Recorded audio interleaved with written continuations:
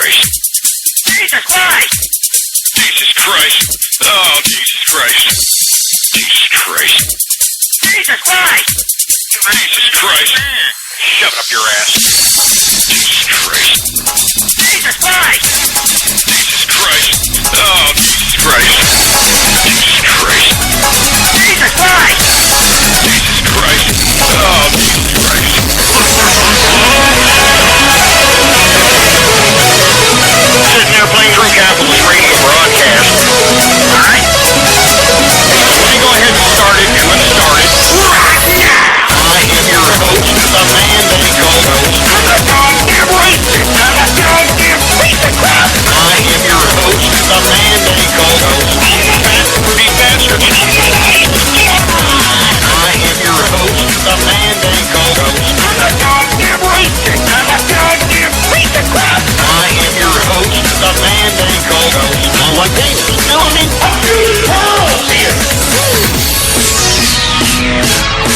I've been telling everybody who listens into my broadcast to spread that around the internet throughout the world.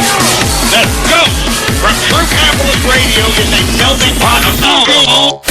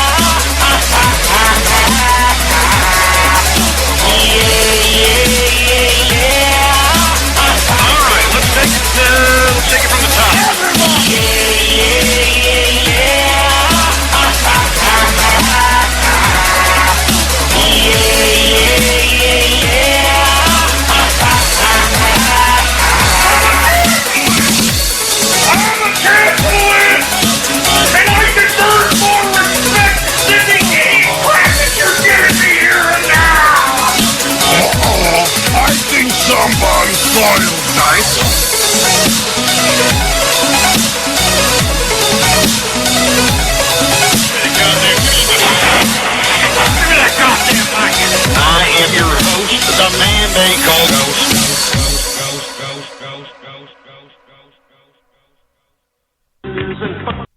Lone Star, Radio Graffiti. Fuck you, Texas, and fuck you, Lone Star Bear.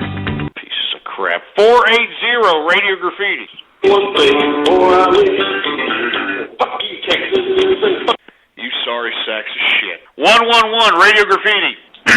Fuck you, Texas, and fuck you, Lone Star Bear. This sack of shit. Shut off. You're supposed to be screening these callers there, engineer. What the hell's your problem? They're saying this stupid song about Texas, for Christ's sake. Screen these callers, for Christ's sake, all right? Screen them right and do your job. 732, Radio Graffiti. How many black people do you hang a week? God damn it! I've warned all you idiots. Cease and desist that goddamn crap. I'm not a racist. I'm not a racist, for Christ's sake. I'm a melting pot of you goddamn pieces of shit. Shit. You pieces of crap. I'm sick of these idiots. You people have ruined Baller Friday for me, man. I'm telling you that right now. I got Herbert on the phone. Herbert, you there?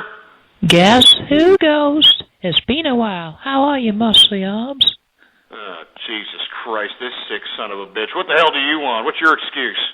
Well, I was just wondering if your son was well. It's not called in a few days, and I'm getting kind of worried. You sick son of a bitch. Don't be sitting over there and lying your ass off, all right? Don't be talking about my family there, you sick son of a bitch. You understand that? You're getting a little personal now, all right? I know you're sitting over here trying to get a little cute prank call, but now you're getting personal, and you better watch your ass. Okay, Ghost. Yeah, that's right. You better laugh it off, boy. You better laugh it off. You see that? You got a little scared there, huh? You broke character there for a second, huh? My little pony, hi, little pony. Hey, give me a break, man. Let's give some shout-outs to peeps, all right? We got I May Fruit. Oh, screw you! Screw you, you idiot! Who the hell did that? Whoever did that, shove it up your ass. Whoever made that goddamn Twitter account, screw you, you stupid scumbag. We got I Love CP. Oh, you stupid son of a bitch. You screw you. Screw you, idiots. You asshole, man. You know what? I shouldn't even be doing this. You know what? I shouldn't even be on the air, for Christ's sake. You know what I mean? I shouldn't even be. I should end the show. That's what I should be doing. I should end the show now. No shout-outs, no Radio Graffiti, and say screw you all. That's what I should be doing. I should be saying screw you, idiots, for Christ's sake. You understand? That's what I should be doing, because I can't believe this crap. I mean, look at these ungrateful loser idiots. I mean, look at them in the chat room. Look at them. Look at them. It makes me sick. Shit. You sack of crap! Jesus Christ! It makes me sick, for Christ's sake! It makes me sick! I mean, look at these people! I mean, do you sacks of shit have a soul?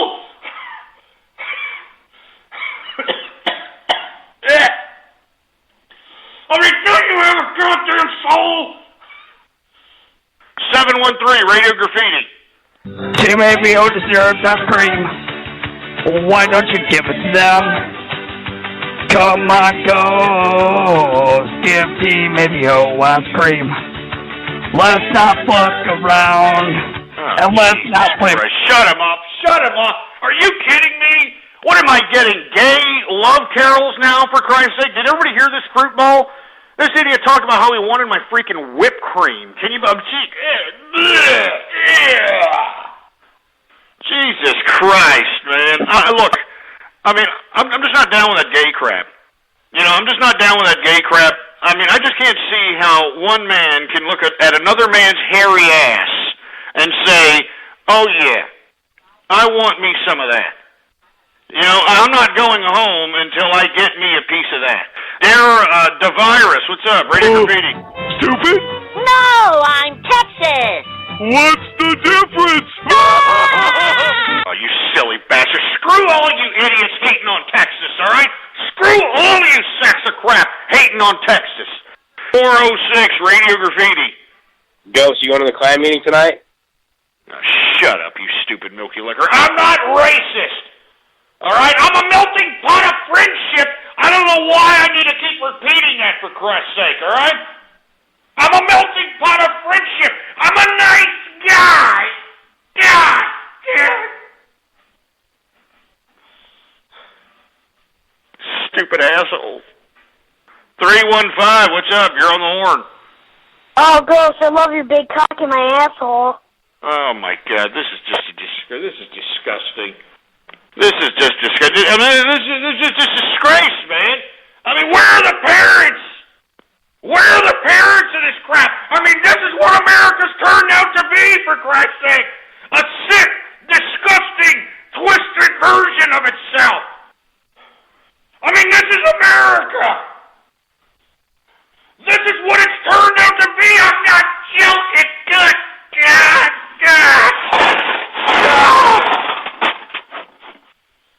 Oh, Jesus Christ. This is just disgusting. This is just disgusting is what it is. Oh, God. This is America, for Christ's sake, you stupid sacks of crap. I kid you not.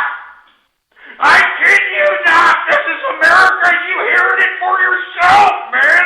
God damn it. What has happened to the children, for Christ's sake? I mean, listen to this. Oh, Jesus Christ. Oh, I'm disgusted, for Christ's sake. I mean, I can't believe that I'm hearing this, for Christ's sake. Oh, my God. I mean, Jesus Christ. Give me the goddamn mic. I've told all of you time and time again. I've told all of you that your parents have thrown all the young people into wood chippers. They've thrown you all into wood chippers, and I've been telling you, and you don't care. You're not listening. You're not listening, and it's not penetrating your psyche, for Christ's sake. Julu Booga, Radio Graffiti. Chinga tu madre, racista puto. Hey, we got a Mexican, yay! Hey, why'd you hang up? Oh, he hung up, come on. Oh. Damn it, man, come on, man. I actually have Paco on the line, man. I wanted you and him to get down, man, you know what I'm saying? I wanted you and him to talk about La Raza. You know what I'm saying? That's what I wanted you and him to talk about, some La Raza, for Christ's sake. Hey, Paco, you there? Yeah, Holmes, I'm here, dog. I wanted to talk to this Holmes here, talking Holly about chingo tu madre and all this bullshit, Holmes. I wanted to talk to him, eh? Pinche puto baboso. Mama la chocho, pendejo. Tú no vale verga, puto. Órale, ¿qué hubo? Yeah, you hear Paco there, huh? You know, if any of you Mexicans are out there, you call up. All right, I got Paco here. I also got Tyrone on the other line. Let me click off. Paco. Let's put Tyrone. Tyrone, you there, man? Hold on. Click him on again. Hey, are you there, Tyrone? Hey, what's up, baby? You know what I'm saying? It's Tyrone up in this bitch. Yeah. Chilling like an insane villain, baby. You know what I'm saying? Yeah. Growing up in the hood, baby. Yeah. Flipping the script, baby. You know what I'm saying? You know how it go. Yeah, this is what I'm saying, man. This is what I'm talking about. You people insist that I am racist. I got a whole bunch of friends that happen to be black, all right? I happen to have a whole bunch of friends that happen to be Mexican. I am a melting pot of friendship, baby. And that's all there is to it. Stay right there, Tyrone. We'll come back to you, man. Yeah, baby. So once again, folks, Mr. Fortune Cookie, are you there, sir? Oh.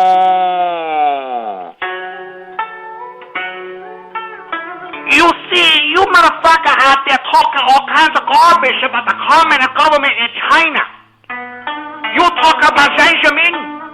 Xi Jinping not dead, motherfucker. He alive and well. He a communist, and he communist till the day he died. And he not dead yet, motherfucker. Xi Jinping is not dead yet. You motherfucker come in here spread slander and lie about Xi Jinping. You spread a sandwich lie about the asshole being dead. He's not dead. He's our communist government of China, the official, and he's not dead, motherfucker. All you people out there talking garbage about the communist government of China, we stick a chopstick right up your asshole. Motherfucker. I've told all you people that listen to this radio show, I told all you motherfucker, you better watch your mouth, you better watch what you say about the communist government of China, because we're making a list, motherfucker. We're making a list. And we're putting you down on that, and there's nothing you can do about it. No, there's nothing you can do about it. We're going to put you down in list and when we take over your country. Because we own you, motherfucker. That's what you American motherfucker need to understand. We own you, motherfucker. We own all your debt. We own all your country. And when we come over and take over your country, we're going to put you in labor camp. We put the list down. We're going to put you in labor camp. And you want to know why we do what we do? Do you want to know why we do what we do? We do it for Chairman Mao! We do it for Chairman Mao!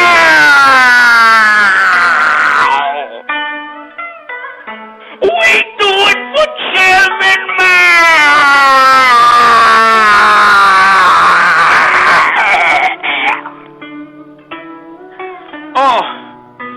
Oh no, my stomach hurts.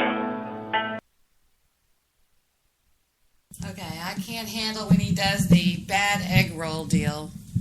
My microphone is stuck. I can't get it over here, so I'll just go to the mic. Okay. I thought what I might do, I can't get my microphone, is play an entire episode because I'm working on my other computer, and that way y'all can get an idea of what Ghost was really like. I mean, he wasn't just trolls.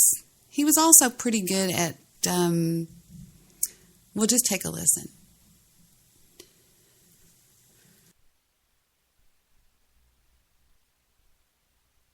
Radio.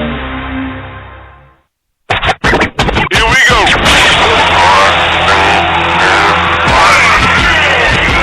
Blast off. This is True Capitalist Radio. True Capitalist Radio. I am your host, the man they call Ghost. The badass of business. Give him capitalism or give him death. That's it. Period.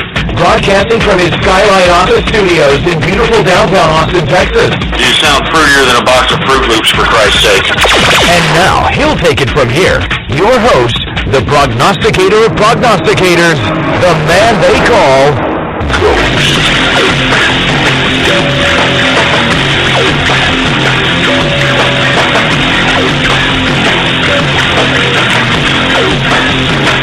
Yeah, what's going on, folks? And thank you for tuning in with me to another edition of True Capitalist Radio.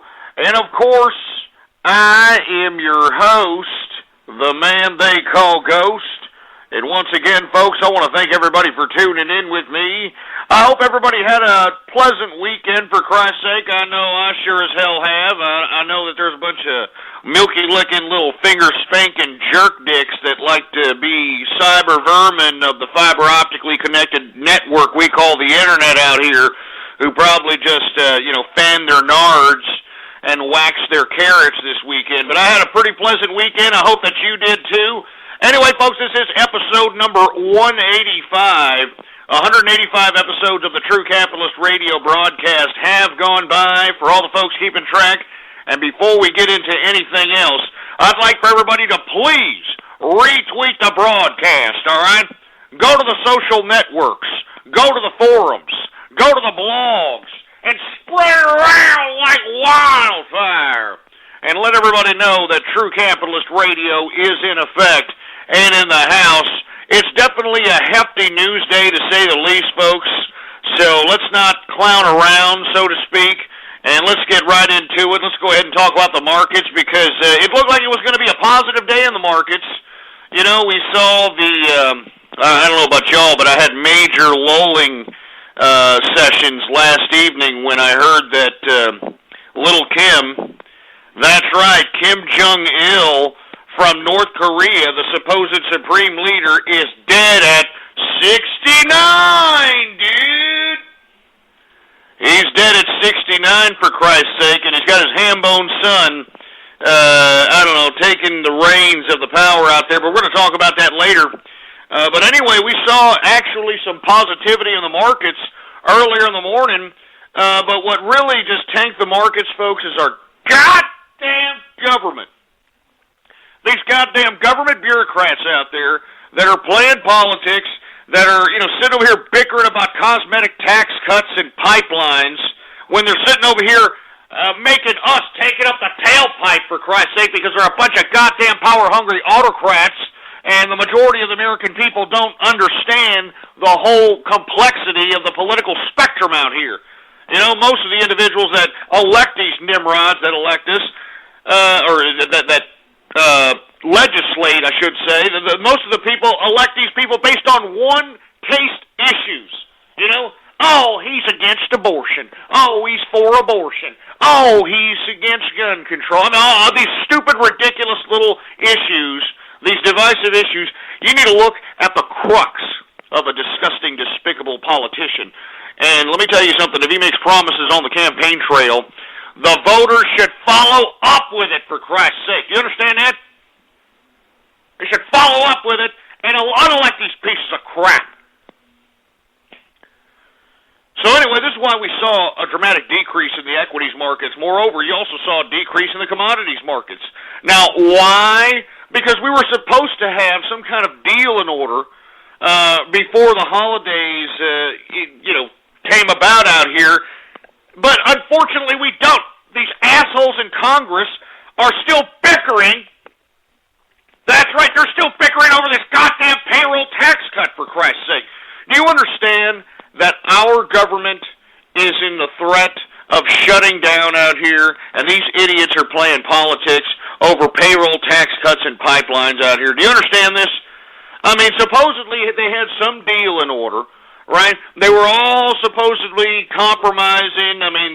The left-wingers out there in the Congress were like, okay, we'll allow your pipeline to come in, everything will be okay. And then the right-wingers were like, all right, we'll go ahead and allow your payroll tax cut for 2 years, so on and so forth.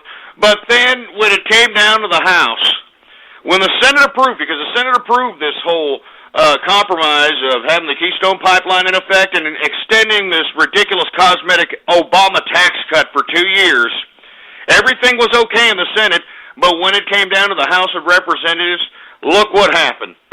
Look what happened out here. We're back to square one, folks. I don't know what the hell's going on with these goddamn jerk dicks that are in Washington today, but they need to take their goddamn heads out of their ass and realize that their stupid, ridiculous bickering is leaving America in economic peril. And it's ridiculous. These people are supposed to be public servants, for Christ's sake, and they're acting like mini dictators, and we're allowing them to do it. It makes me sick. Anyway, let me get to the goddamn markets. I want to hear what you have to say about this. Anyway, Dow Jones Industrials is down 100.13 points. Good God! That's a percentage decrease of 0.84%, closing out the Dow Jones Industrials at 11,766.30 points for the Dow Jones Industrials. Let me tell you something. We began the day on the upside. Everybody was pretty much thrilled, not just based upon little Kim's death, Kim Jong-il's death, but also the economic data that's coming out. The economic data that's coming out is positive, both on the real estate and the retail sectors out here. And unfortunately, these investors are reacting to what our goddamn government is doing as it relates to this ridiculous bickering over these cosmetic tax cuts and these damn pipelines out here. Our government needs to be funded, assholes. Jesus Christ. Anyway, let me continue going, man, because this is pissing me off because it's spooking these goddamn already pussy-whipped investors, for Christ's sake. S&P 500 are down 14.31 points, a percentage decrease of 1.17% for the S&P, closing out at 1,205.35 points for the S&P 500. The NASDAQ is also down 32.19 points, a percentage decrease of 1.26%. I mean, Jesus Christ! Closing out the NASDAQ at 2,523.14 points. It's ridiculous, folks. Bunch of pussy-whip, jerk-dick investors out here, for Christ's sake. But let me tell you something right now. Long-term investment reigns supreme, baby. And I always say that has been a philosophy of Warren Buffett before he got a little long in the tooth and, got involved with that despicable Sokol Lubrizol situation, and then decided that he was just going to go out and become some half-socialist and beg Congress to tax him more. I mean, well, this is before that, all right? When he was actually an investor out here, long-term investment is what made this man billions of dollars, and that's what I always strongly advise folks out there that are actually investing in equities to consider. Buy low, sell high, and you're in it for the long term. The whole reason why you accumulate stocks, folks, is to have assets. Do you understand? Have assets. And what are assets used for? They're utilized to go and have as collateral for potential loans for business ideas, or potential loans for houses or penthouses or whatever the hell you want, for Christ's sake. That's the only reason the bank's going to talk to you, jerk dicks, is if you have collateral. Jesus Christ. Anyway, let me move on, for Christ's sake. We're supposed to be talking about the stocks. Let's get to the FTSE for all my European English brethren. Oh, yes, the FTSE, that's correct. It is down 22.35 points today, a percentage decrease of 0.41% today, closing out the FTSE 100 at 5,364.99 points for the FTSE 100. And for our German brethren out there across the pond, Schlagen, Volkswagen, the DAX is down 31.01 points. 07 points, 31.07 points. I don't know, I'm going off on a ridiculous goose-stepping tirade right there. 0.54% decrease on the day, closing out the DAX at 5,670.71 points for the DAX index. Anyway, let's get to the goddamn commodities, for Christ's sake, all right? Let's get to the damn commodities. Screw all you people that said that German accent sucked, all right? I'm not German, all right? I'm not German. All right? So for all you assholes that are out here saying, oh, look at me, he's out here, he's racist. I'm not a racist. I've already told all you idiots I'm a melting pot of friendship, you idiots. The only people that think I'm racist are you stupid little jerk dicks that want to continue to agitate my show and slander my name all across these internets. Those are the people, you know? Those are the goddamn people, and you know who you are, you piece of crap. You know who you are.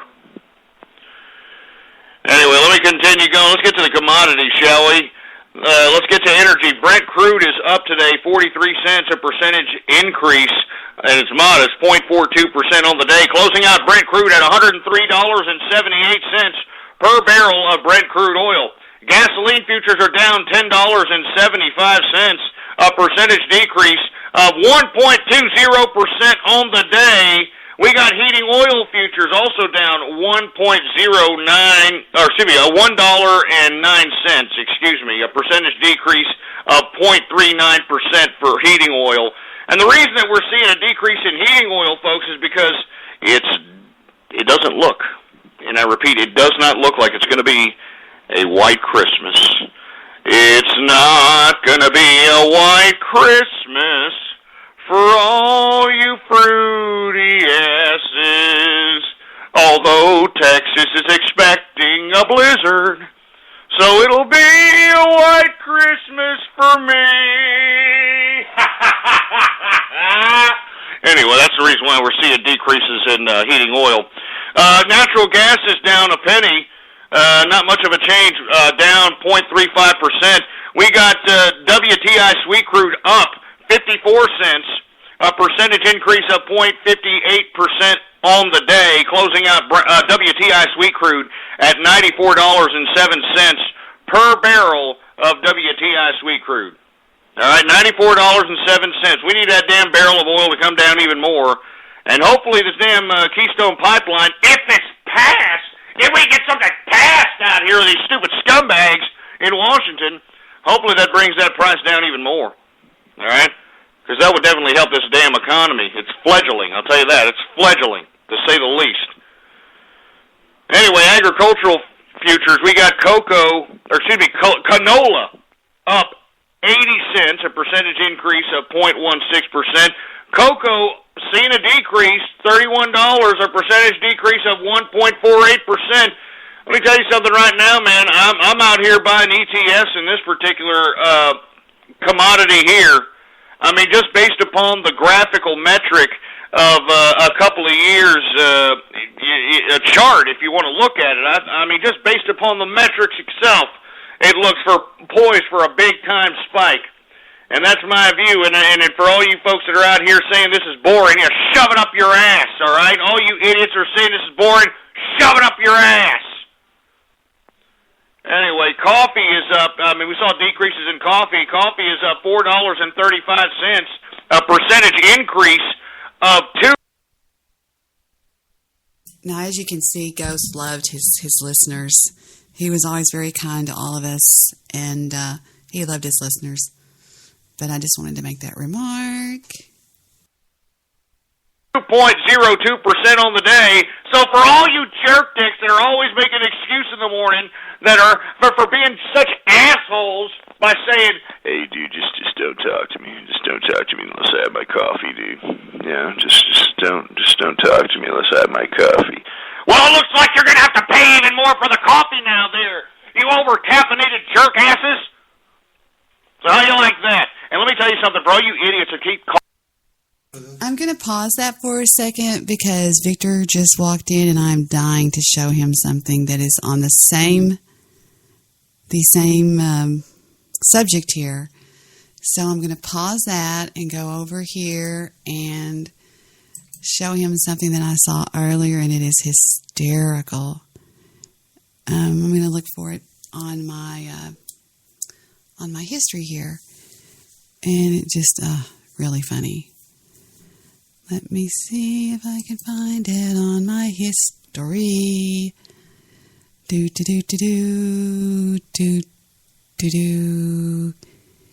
Oh, I'll just re-look it up. Okay, I'll just re-look it up because I can't find it on my... As Bedazzled says. What? History, who needs it? It's history. Okay, it was True Capitalist Puppet Show. This is funny.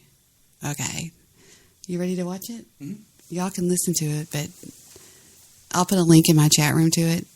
This is hysterical.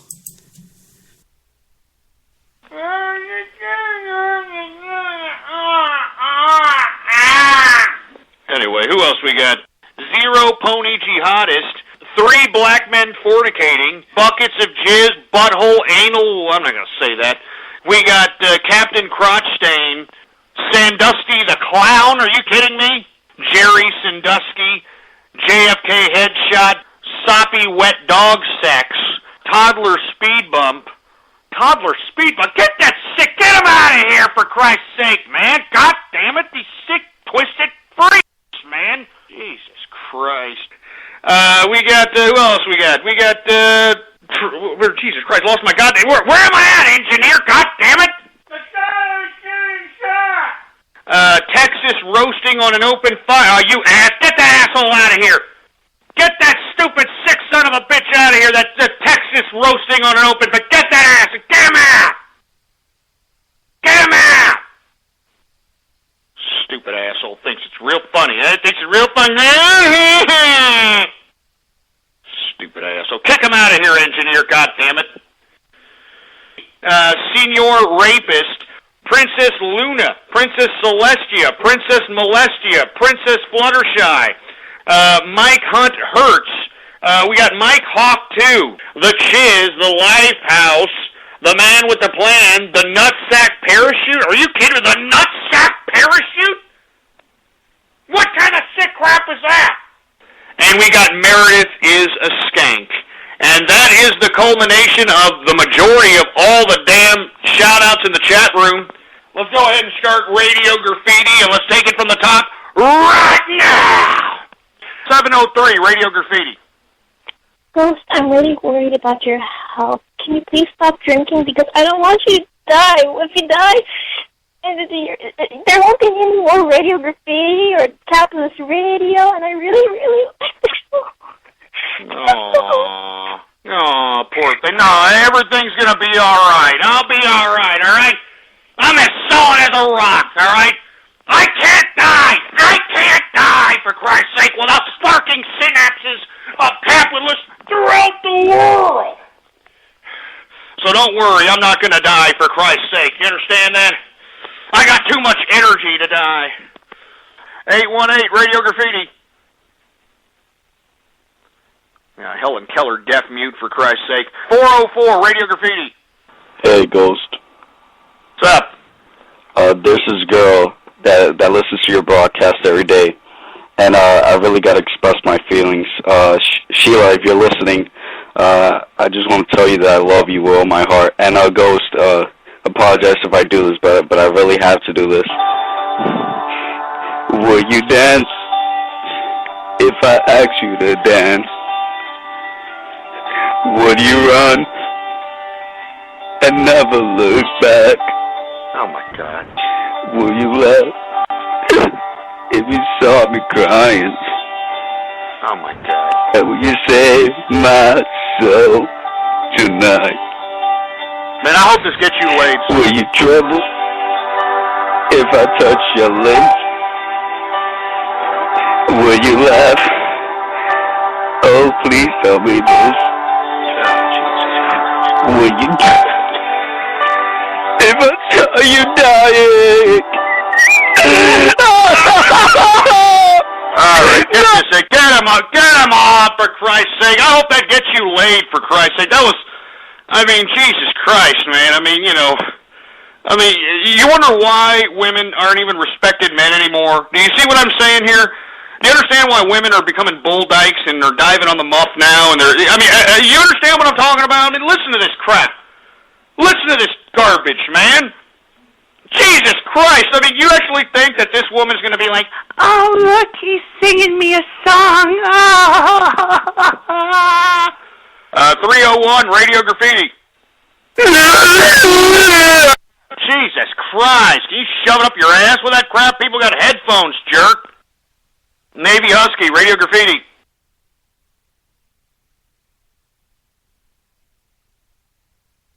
Ghost from True Capitalist Radio is a God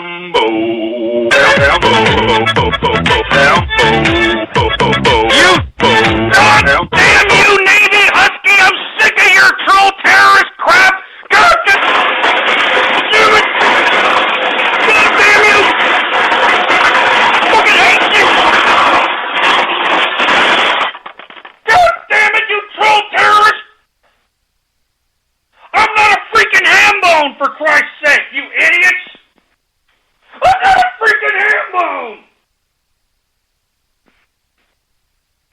God damn you, Navy Husky! God damn you to hell! God damn your ass to hell! Hey, look at these. They think it's real funny. Look at them! They're laughing at me, for Christ's sake! They're laughing, for Christ's sake! Give me the mic! Give me the mic! Let me tell you something, you sorry sacks of crap! I'm not a freaking ham bone! And you people that are sitting here laughing at me, shove it up your clogged up asses. That's it, I'm getting the hell out of here. You know what I'm saying? And I know all you idiots, I want to shout out. You shout it out up your clogged up pooper, for Christ's sake. I'm not a freaking ham bone! Stupid assholes. Anyway, get me out of here, engineer. I'm not going to sit here and do any more show for these pieces of crap. They'll be lucky if I do Baller Friday. They'll be lucky. I'm out of here.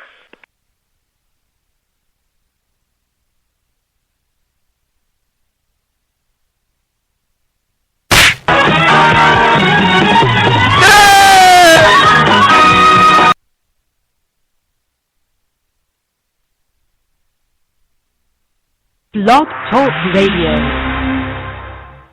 Here we go.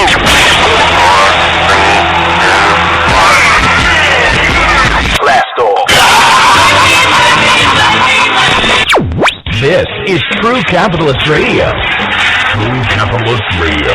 I am your host, the man they call Ghost. The badass of business. Give him capitalism or give him death. That's it. Period. Broadcasting from his Skylight office studios in beautiful downtown Austin, Texas. You sound fruitier than a box of Fruit Loops, for Christ's sake. And now, he'll take it from here. Your host, the prognosticator of prognosticators, the man they call Ghost.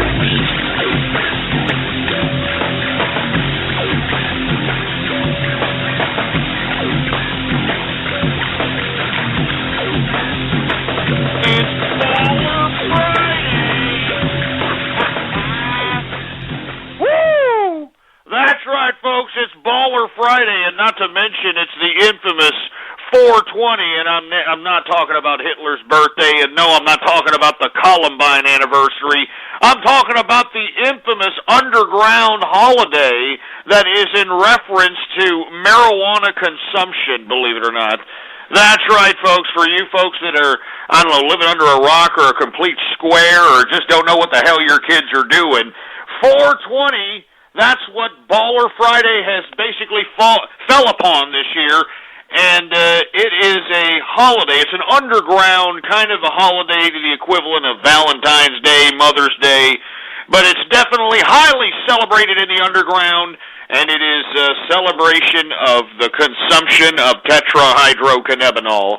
And of course, folks, if you've been with us, we celebrated this particular underground holiday last year at True Capitalist Radio number 69, dude. And we had a great time, and, you know, unfortunately, I really didn't want to make this a tradition, but during that episode number 69, well, before we get into all that, all right. Hang on just a second. I wanted to make an announcement that reminded me of something. No, there's nothing wrong with me and Mr. Midnight Movie. There's nothing wrong with me and Mr. Midnight Movie, okay? I just decided to give Mr. Midnight Movie a few days off because he just started sounding like he just really wasn't feeling good to me, in my opinion. And he knows that he is my buddy, and that's never going to change. And so for all the rumors that are going around, oh, Debbie says, they're just rumors. We're fine. In fact, I'll be happy to prove it and ring him up here on my cell phone. So, nothing's wrong. Didn't you notice that the last 3 or 4 nights that he was on the show that he started just not feeling good? He was really tired. So, I hope he's resting. And if he's not, you better be resting, Mr. Midnight Movie. So, anyway, let's get back to our Baller Friday. I want to thank everybody for tuning in with me. Of course, I am your host, the man they call Ghost. I mean, you can already tell I'm a little freaking nervous out here, you know what I mean? Jesus Christ. And before we get into anything else, please retweet the broadcast, all right? Go to the social networks, go to the forums, go to the blogs, and spread it around like wildfire, and let everybody know that True Capitalist Radio is in effect and in the house. And this is episode number 219. 219 episodes of the True Capitalist Radio Show have gone by.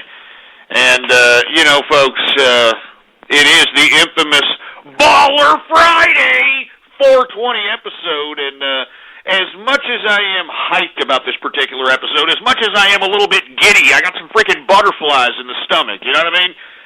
Because I know that, for you folks that don't know, the last episode, which was last year, 420, it was episode number 69, dudes.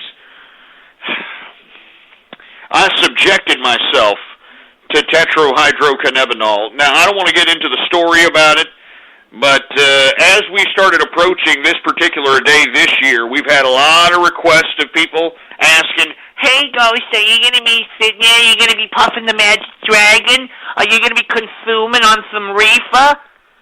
Well, without any further ado, let me just put it to you like this, all right? I'm not one who consumes in this particular herb, if you will. I don't go out and seek it out, you know, and since I had a lot of requests for this particular I don't know, material in relation to this particular broadcast today, I decided to go and figure out, okay, let me see if I can go around Austin, Texas, and see if I can find something somewhere. I mean, for you folks that don't know, I can't just call up the black kid across the street and say, hey, man, can you give me something? I can't do that. I know there's a lot of folks out there that can do that. I can't do that. So when I went out all the streets of Austin, Texas, in an attempt to look for tetrahydrocannabinol for today's broadcast, I had to look far and wide. I mean, I didn't know who to ask. I was very nervous. I mean, how do you ask for this crap? You just go up to somebody and say, hey, you got a little bit of, I don't get it. You know what I'm saying? Anyway, I have a pretty good rapport with a lot of bartenders out here on 6th Street, folks. I mean, hey, I'm a big tipper, all right? I tip big, and let me tell you, if you tip big, the bartenders know who you are. They'll have your drink on the bar before you even sit down on the freaking stool, baby. And I have that kind of rapport, I kind of have that BS rapport, so I actually asked one of the bartenders if, they knew about this stuff, if they can get a hold of this stuff. I'm not asking them as if they're dealers or anything, or street pharmacists, or anything of that nature. I was just, seeing if they could somehow get a hold of this stuff. And, one of the bartenders that I knew was very gracious. Look, if you need a little something here, this is what he broke off some of his own stash. I kid you not, this guy, and it's weird how this guy carried his own stash on him, but that's besides the point. Anyway, he broke me off some of his own stash, because, he kind of knew why I was asking. He was like, hey, it's $4.20, right? And that's that whole jive. So anyway, he broke me off some of his own stash. And according to him, it is Dro, for all you folks that are wondering the brand and the caliber and the, potency of this particular tetrahydrocannabinol. But I don't have a lot.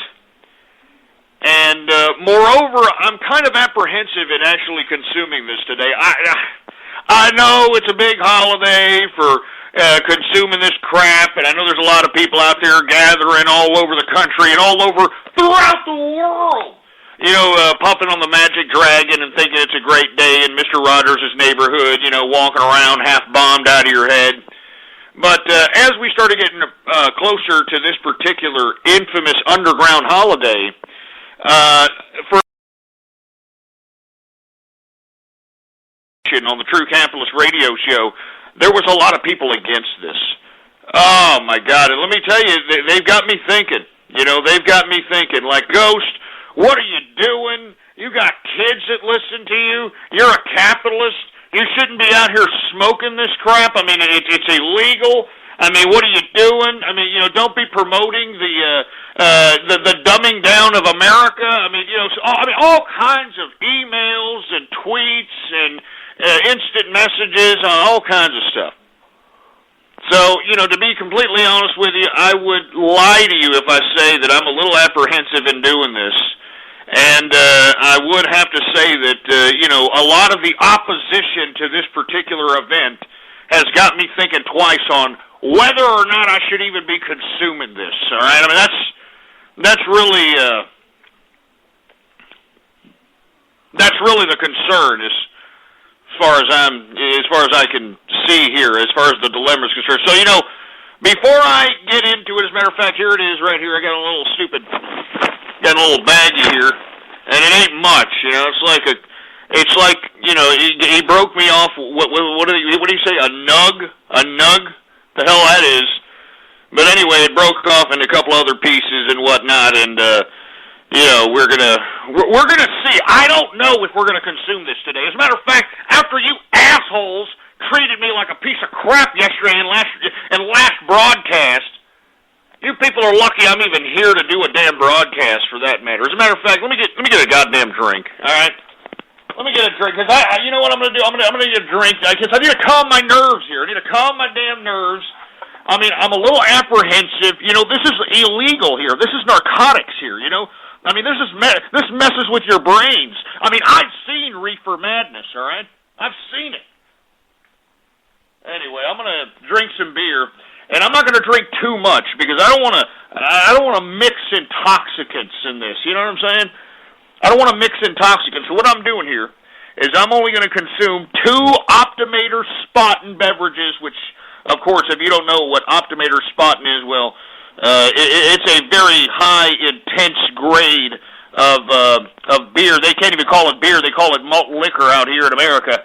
But we're going to only have a couple of these. Go ahead and open up one right here. All right, we already opened up one here. And, give me the mic, give me that goddamn mic.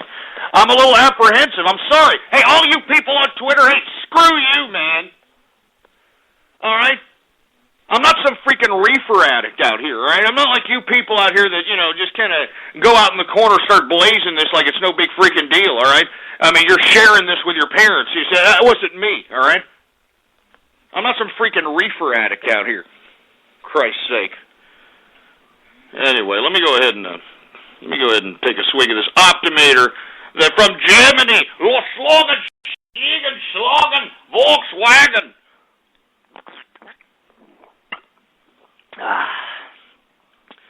Oh man, oh man, that's a harsh beer, and I like it.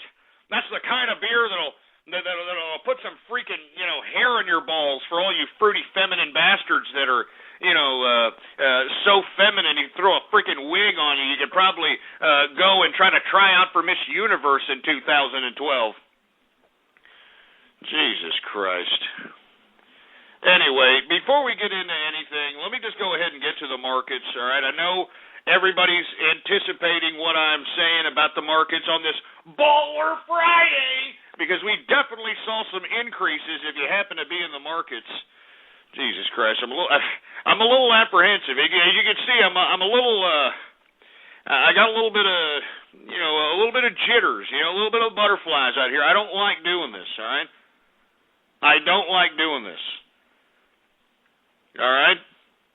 I'm not a Rastafarian, all right? I'm not some freaking reefer addict out here. And all you people on Twitter that are sitting here talking garbage to me as if I'm some sort of a square or something, screw you people, all right? Anyway, let me just get through the markets here, and then, you know, we'll move on to other subjects, and then we'll come back to this here in a little bit, all right? Anyway, once again, we saw increases in the markets, and the reason that we did was because I don't know why we saw 2 days of sell-offs. I was telling you myself, I mean, it was just too much information for this you know, impulsive investment community to handle, and that's why we saw the past 2 days of sell-offs. I'm glad that these damn investors started coming to their senses, started buying back into this oversold market, and that's what we're seeing today. Let's go ahead and you know, let's talk about it. We saw some good earnings come in on a variety of different fronts, and that's really what kind of fueled the market rally today.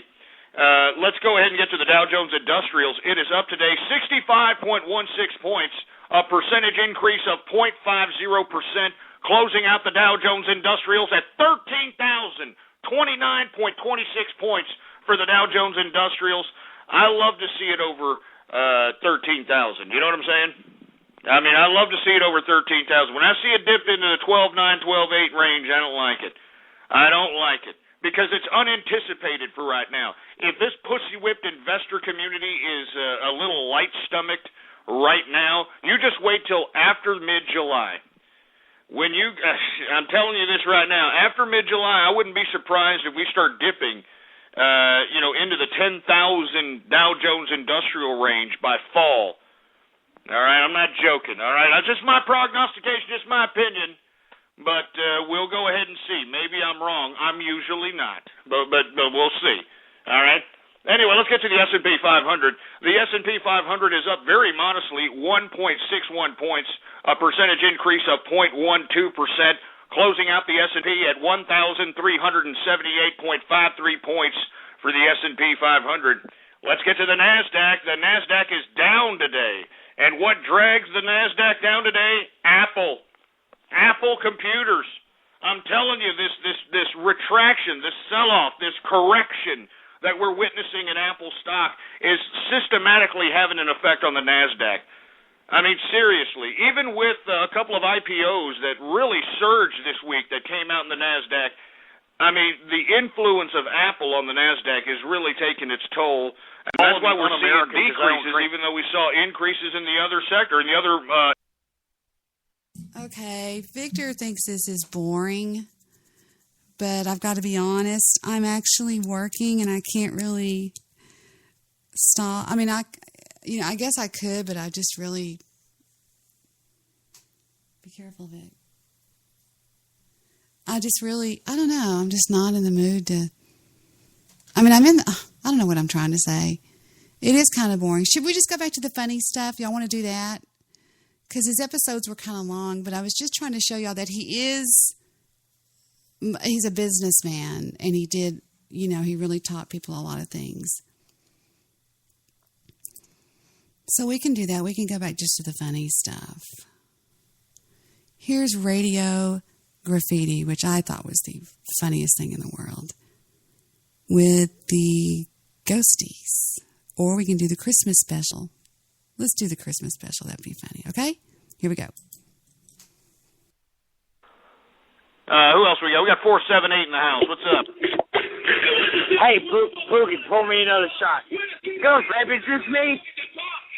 You there, Ghost? Jesus Christ. No, not you. Not on Christmas Eve. What? No. What? Oh, my God, let me tell you, me and Pookie, man, Pookie made some pretty good money today. And, he got us a pretty big bottle of Patron and some good weed to smoke on. I thought I'd call you up. Hey, ghetto capitalist, are you drunk? I mean, you're slurring your words, for Christ's sake. Are you intoxicated, for Christ's sake? Oh, go. I'm so fucked up right now. You sound belligerently drunk. You sound sloppy drunk is what you sound like. Like disgusting, despicable, ghetto-fied, sloppy drunk is what you sound like. Yeah, that's Patron. I mean, listen to you. I mean, I have never heard you so goddamn slovenly in your freaking vernacular. I've heard you ghetto in your vernacular, but not slovenly in this fashion, for Christ's sake. How much did you have to drink? I don't even know, Gus. But, I wanted to talk to you.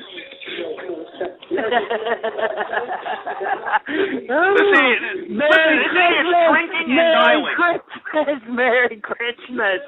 Oh, my God, Merry Christmas. This guy is drinking and dialing on Christmas, for Christ's sake. I am not your girl, all right? This is a member of the BWC, for those of you who don't know. He was trolling Ghost all the time. His name was what was he, Ghetto Capitalist? The Ghetto Capitalist. He's a little annoying, but it'll pass in a minute. You don't drink and dial, the truth happens. Boogie's made a lot of money, so he decided to take me to Denny's, and we were sitting there eating at Denny's. He's like, "You want a blowjob?" And of course, Ghost, I'm like, "Hell yeah, I want a blowjob." And he left the table, came back, was like going to the bathroom, and I stuck my penis to a glory hole. Kind of sucked, Ghost. What? I got my dick stuck in the Denny's bathroom, Ghost. I've never seen anything like it. Just shut up. Just sit there and shut your stupid, stinking, ghetto-fied hole up, all right? The Arab smelling hole. Jesus Christ. 571, what's up? You got something to say?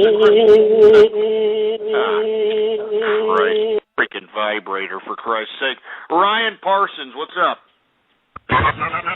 Ghost the Hambone. Look, I'm telling you, I'm not taking this, all right? I am not taking this. This is a Christmas Eve edition. I shouldn't have to be expecting or any of this crap. So we're just going to completely disregard these particular calls, all right? Son of a bitch. 909, what's up? That song.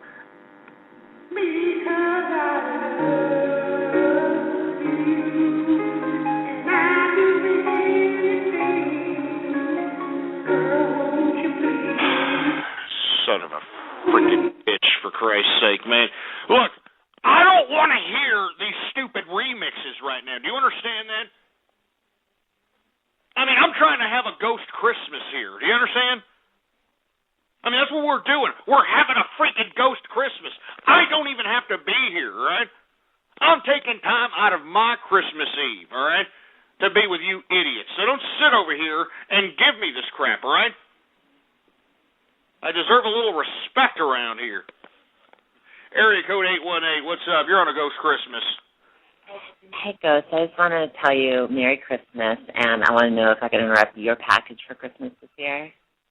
Oh, my God. I mean, with all due respect, are you trans-testicle by any chance? Yeah, I'm actually a trans-testicle porn star, Amy Daly. Oh, my... So you're the one that's always tweeting me, you know, with these ridiculous, tongue-in-cheek, sarcastic tweets that I really don't appreciate, huh? Yeah. Or should I say tongue-in-hole? Should I say? Go ahead. Point. Tongue-in-hole. I like that. I'm a big fan of tongue-in-hole, but... I just want to get okay, you know, since you admitted you are a trans-testicle porn star, are you making grip with that? I'm doing all right. I'm paying my bills. I'm being popularized, baby. Well, how are you living? Are you living in L.A.? You living in one of those big metropolises? I live down in Studio City. In the Yeah, well, well, at least you're living the life out there, so you're doing a pretty decent living. I mean, so are you your own content producer, or are you signed with somebody? I produce my own content, but I'm also contracted with another with a company to put the content out. So kind of producing my own stuff, but I have somebody else, like a distribution company. Really? So what made you go into that avenue of work? Is it was it the fact that you couldn't really be as an open trans-testicle in regular everyday life and be able to be, I don't know, you know, like an everyday, like I hear on Jerry Springer all the time. You know, these trans-testicles always have to fool the guy because, you know, most guys ain't going to want to be down with that crap. You know, I mean, I don't know, maybe not anymore. Maybe most guys are. Or is it just something you just like sexual gratification? You like, you know, prostate massages, the whole 9 yards, and you might as well get paid for it. Okay, stop. This is not this is not me. I don't really listen to this kind of stuff, so I'm going to skip this over, and I don't know why I went back to that.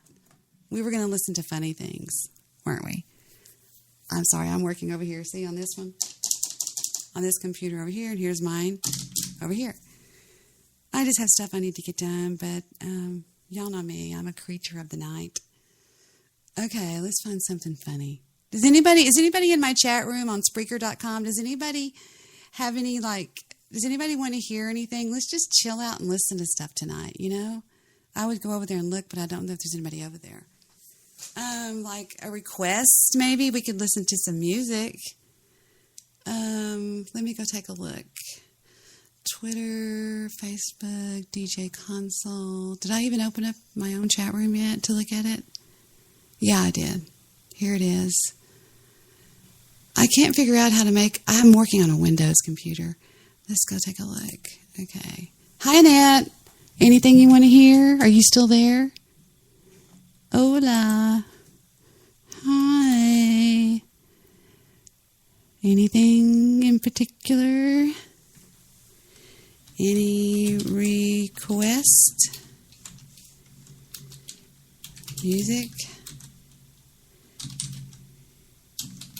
Comedy?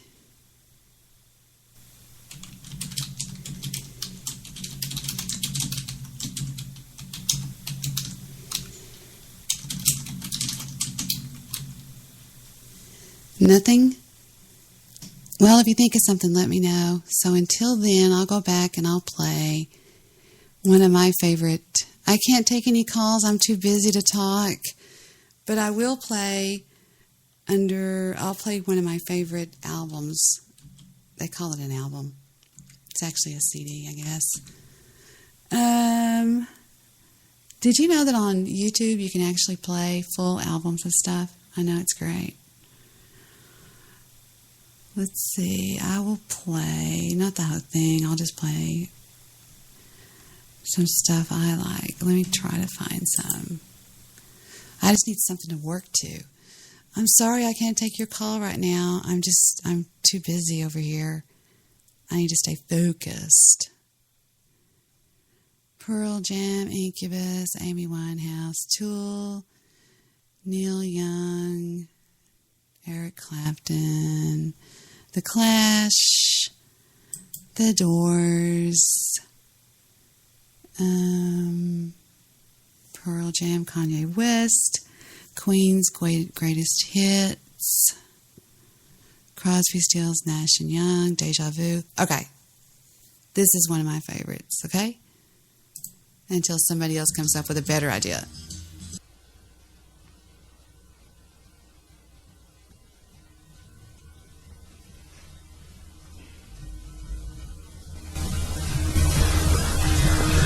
One morning I woke up and I knew you were really gone.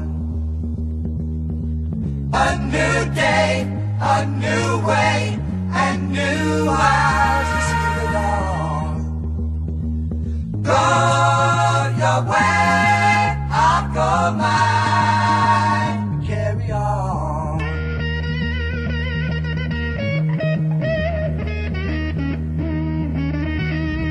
The sky is clearing and the night is brightening up. The sun, he come, the world is soften up. Rejoice, rejoice, we had no choice but to carry on.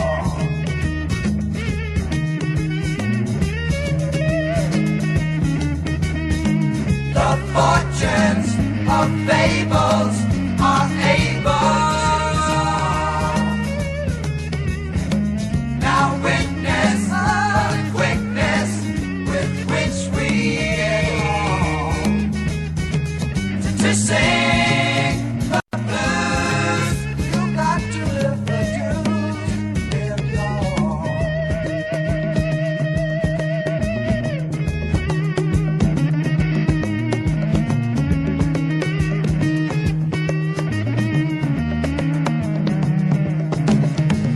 Carry on, love is coming, love is coming to us all.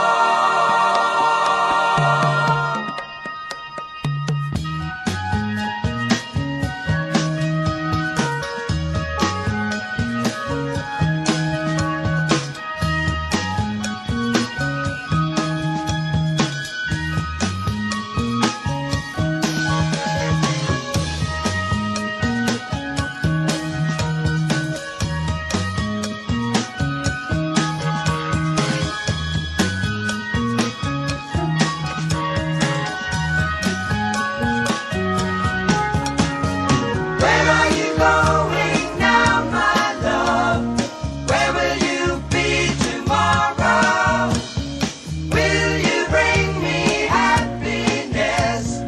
Will you bring me sorrow? All the questions of 8,000 dreams. What you do and what you see. Lover, can you talk to me?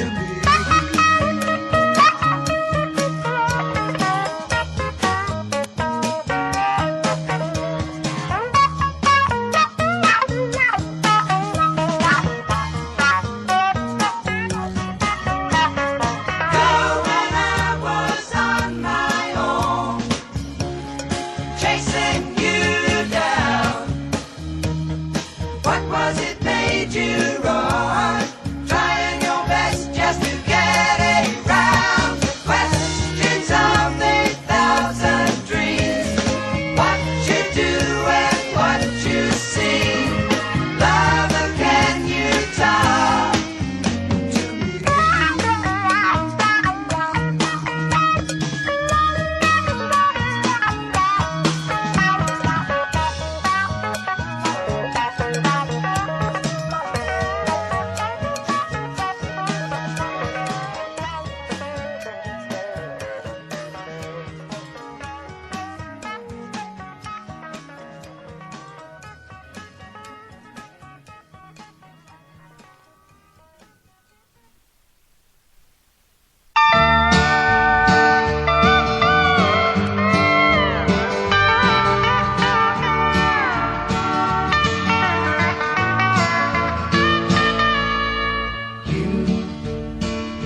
you are on the road must have a code that you can live by, and so become yourself, because the past is just a goodbye.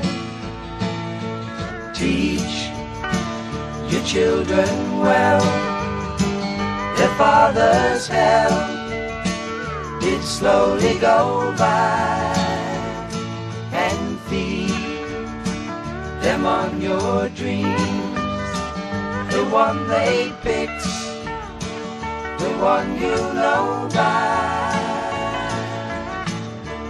Don't you ever ask them why, if they told you you would cry, so just look at them and sigh, and know they love you.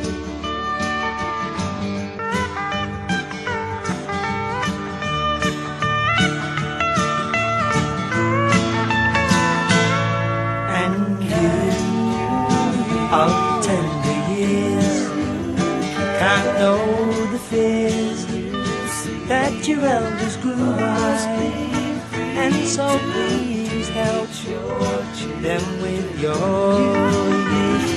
They seek the truth before they can die.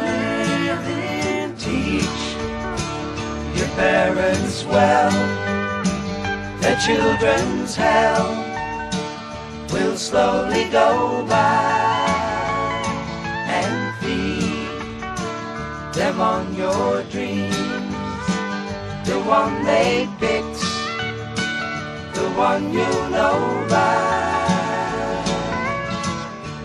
Don't you ever ask them why, if they told you you would cry, so just look at them and sigh.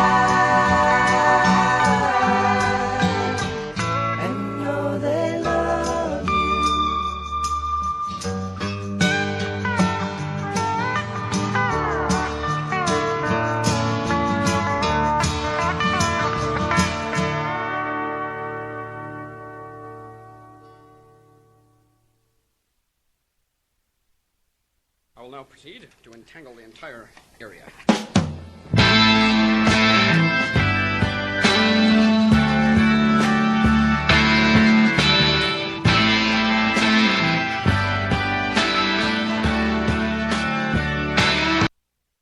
Okay, we have a request. Yay! I'm Wiki Bear.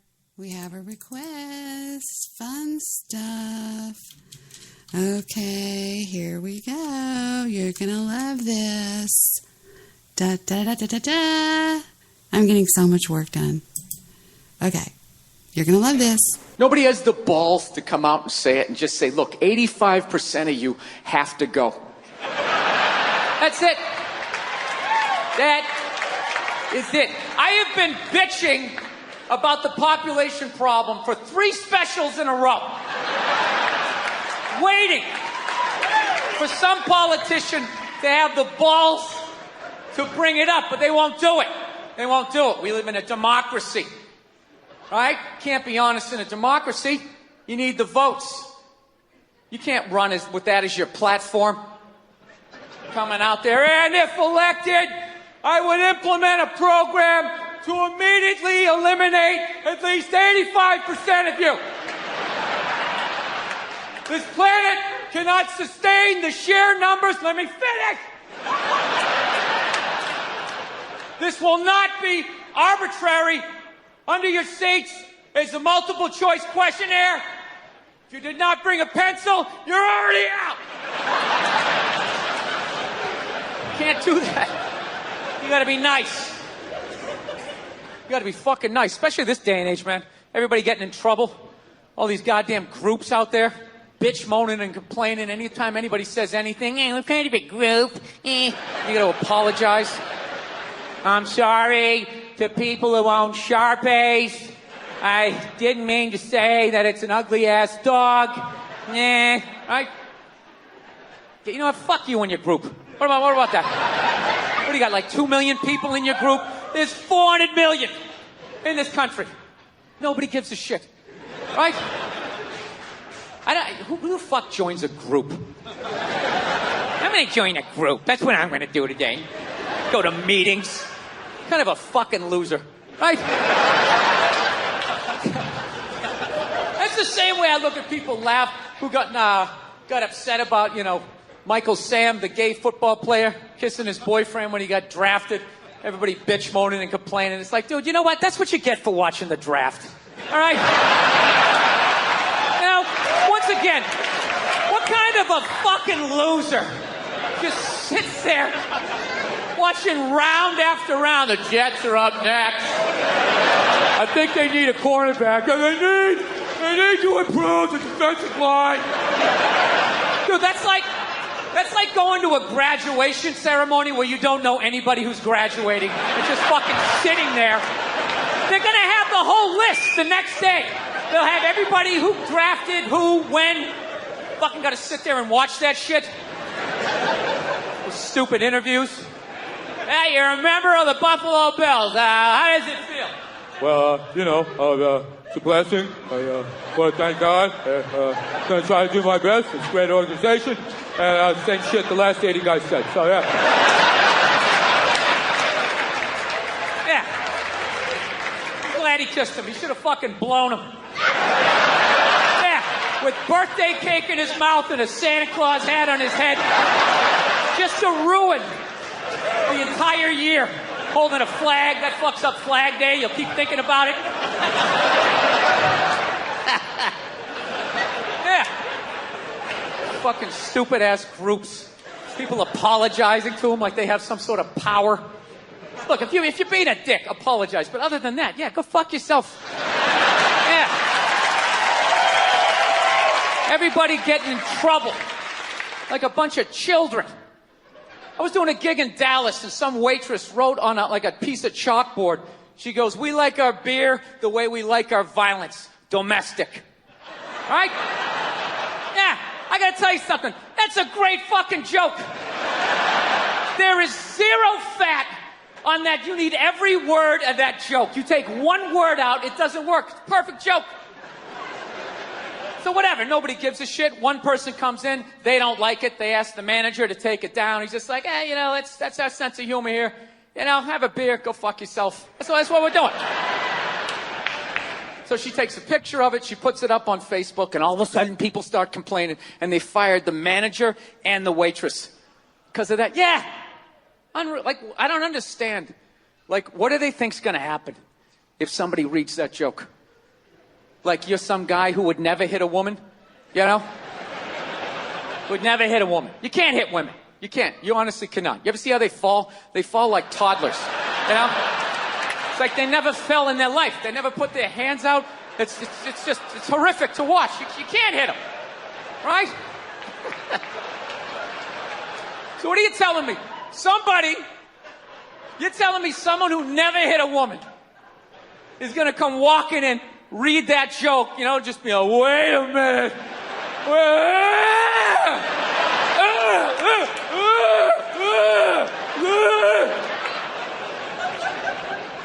That's the dumbest shit. Dude, they have all kinds of signs out there telling people not to hit women. People still do it. What do you think wife beaters are doing when they drive home? They're like so focused on hitting their wife, they got blinders on, they're not reading anything. They don't see that don't hit your wife. Billboard, they're still gonna do it. Did that get too weird for you guys?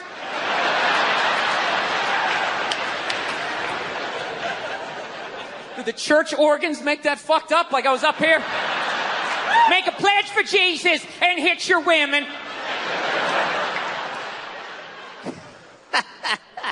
Ever watch some of those stupid religious shows? That fucking Joel Osteen. You ever see that guy? Dude, that guy is so full of shit, he doesn't even open his eyes when he's talking. He's just like, take a pledge for Jesus. Are they still here? He doesn't even have the nerve to open his eyes. You want some popsicles? Jesus wants you to have some popsicles. He wants you to have those popsicles. This fucking electric blue carpet. So yeah, everybody's getting in trouble. Because these goddamn groups. Look at the amount of old people that got in trouble this year. Old people get in trouble. Right? That older woman there that makes the cookies on the Food Network. Right? Yeah, Paula Deen. She got in trouble because she had the slavery-themed wedding or whatever the hell she did. You know? In defense of her, you know, you want to have an original wedding. There's not a lot of themes left, you know? You got to use the old imagination if you're going to try to blow people away with your creativity, right? I'm actually going to have a Holocaust-themed pool party later on this summer. I am. Und everyone gets in the pool, yeah?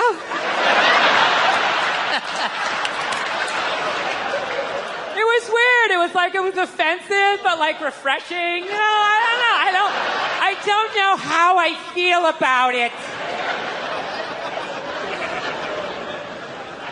Yeah, she got in trouble. The old redneck on Duck Dynasty, that dude got in trouble. The owner of the Clippers got in trouble. And I'm not saying what these people did wasn't offensive. I'm not saying that shit. What pissed me off was at no point during all of these stories did anybody address their age. You know? They're fucking old. You know? What did you think they thought? You never talked to a grandparent and asked the wrong question and all of a sudden it went down this crazy road like, whoa! Let's get back to the cookies, Grandma. Let's leave that shit over here. What the fuck? Yeah, they're old.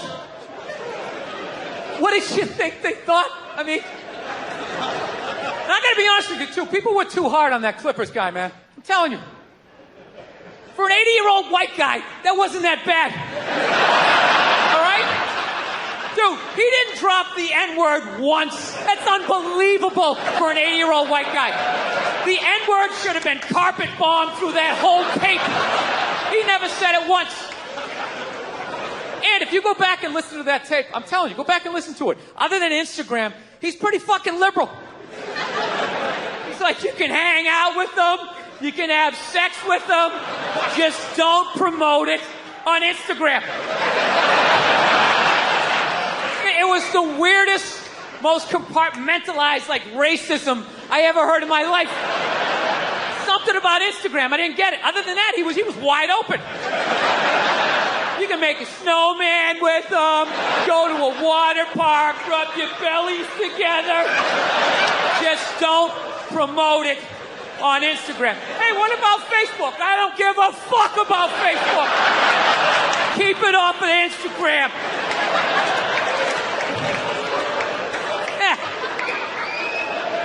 Dude, you understand? The guy's 80 years old. Do the math. This dude was born in 1934. That's 13 years before Jackie Robinson broke the color barrier. First 12 and a half years of this guy's life, he watched all-white baseball, and it was fine. First 12 and a half years. Up next, Whitey Willoughby. There's a line shot out to Peter Peckerwood. What a catch! Unbelievable into Chris Cracker. What a great day. What a great day for a ball game. White baseball, white players. Dude, his parents were part of the generation that finished off the genocide of the Native Americans. All right? That's who taught him his ABCs. You know? A, B, C, D, E. Hey, get that savage off my property! Get out of here! I thought we killed all you people! Put a fence around them! H-I-J-K. Yeah. What'd you think was going to happen? You know what? The owner of the Clippers, you know what his big crime was? He lived too long. He did. If he died around 1969, 1970, nobody would have noticed. Dude, look at Walt Disney. Walt Disney was a known anti-Semite. But he died in the early 70s. Nobody gives a shit. Look at him. He's got a castle, a bunch of mice running around. Nobody cares. This guy kept living. I'm telling you, you can live too long. You live too long, I'm telling you, you wear out your welcome. I swear to God, this fucking guy, I bet in the 1940s he was considered like a hippie. You know? Just walking around, hey, you can hang out with them, you can have sex with them, man, you know? His dad's getting all pissed off. Let me tell you something, see? You stay with your own. Hey, you stay with your own. That's true, though. Life can pass you by. It happens. You know, you just keep living and living and living. You know what it is? I think you got like 25, 30 years to absorb as much as you can. And then that's it. That's all you know. Because right around then, you get married. And it's over. Right? You have a couple of kids. You're sucked in the bubble. You don't have time to pay attention to what's going on in the world. You're just stuck with these kids. It's shitting all over the place. Don't be a serial killer. Don't touch that. You're just stuck in that. You have 3, 4 kids. That is a 25-year sentence. Trying to get them all through college. Society just keeps fucking going. You get the last one through college, you step back out of the bubble, just... You don't know what happened. You're not even paying attention. You go back to your old record collection. Right?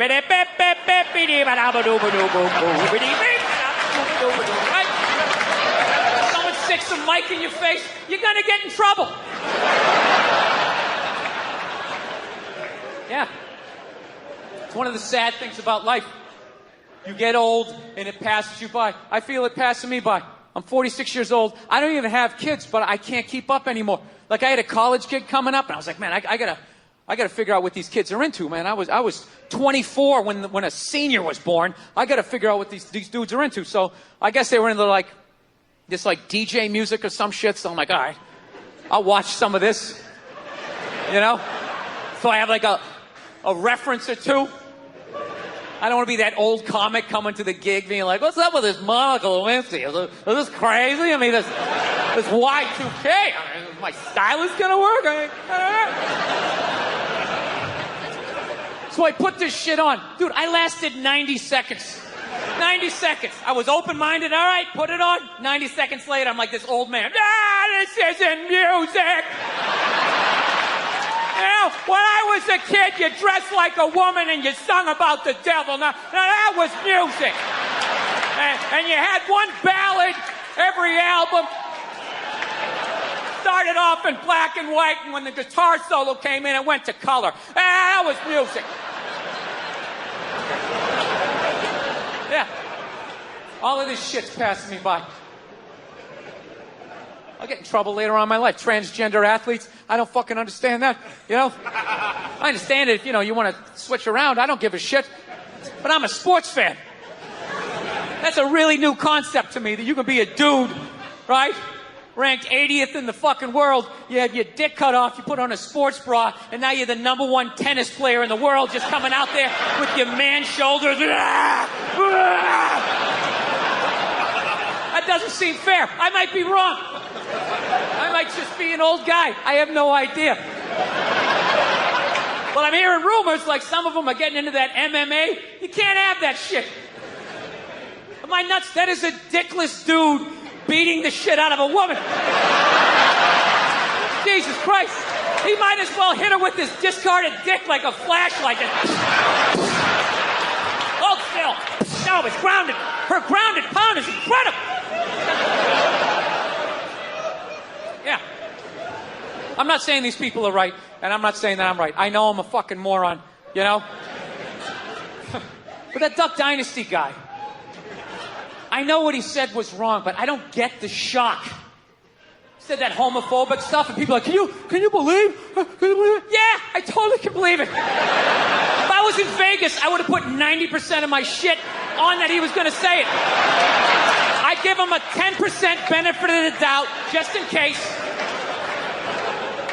Are you seriously shocked? Some redneck with a beard down to his dick, sitting in a boat in the middle of a swamp, shooting varmints.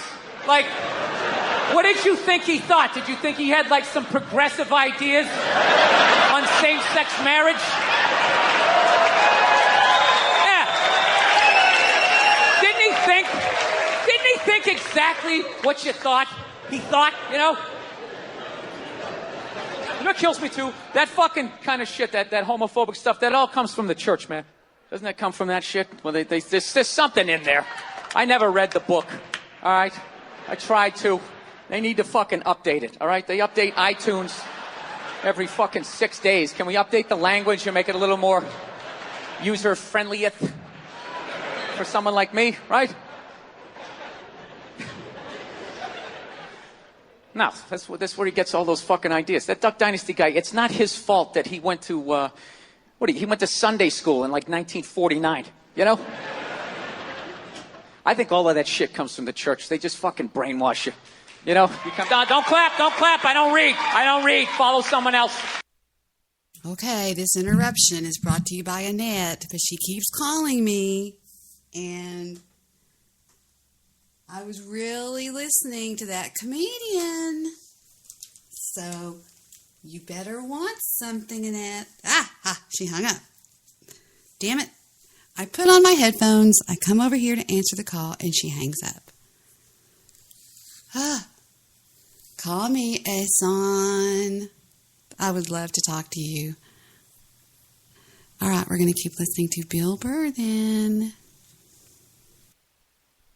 I'm telling you, they brainwash you. Come into the church, your brain's all empty, they just fill it up like a jelly donut. Brainwash you. Say what we say when we say it. Say it again, then you can go home to your toys. All right. Stabby would love this. I'll say it. I'll say it again. Now can I go home to my toys? Right? And you repeat everything they say. The good, the bad, and the fucking horrific. They stick a star in your forehead. You're a big boy. You big people like me.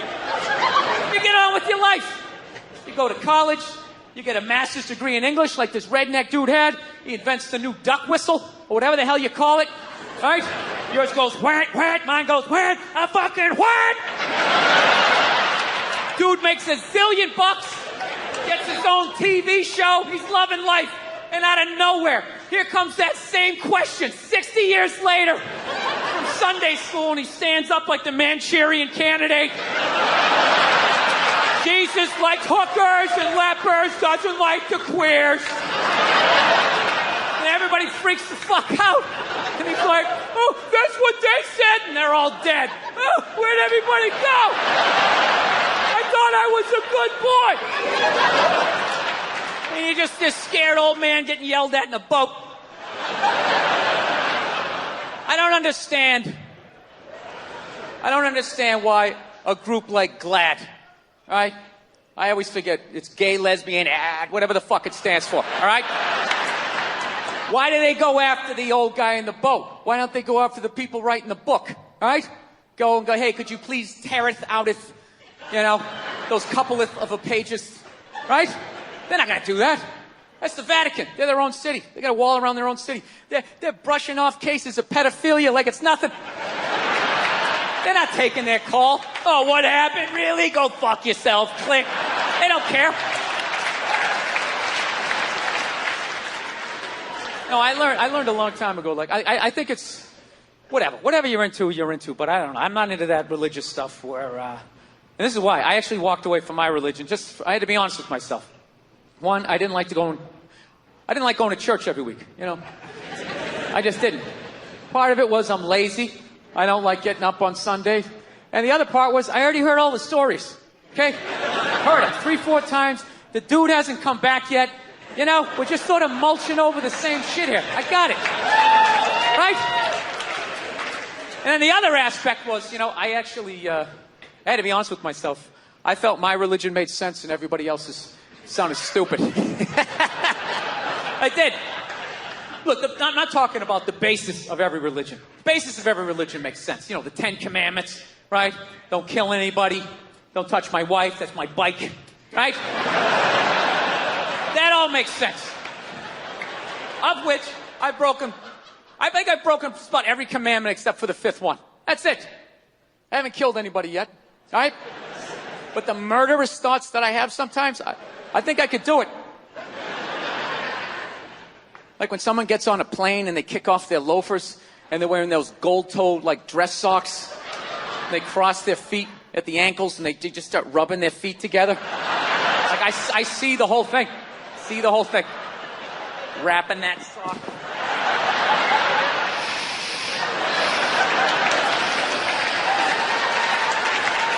Right?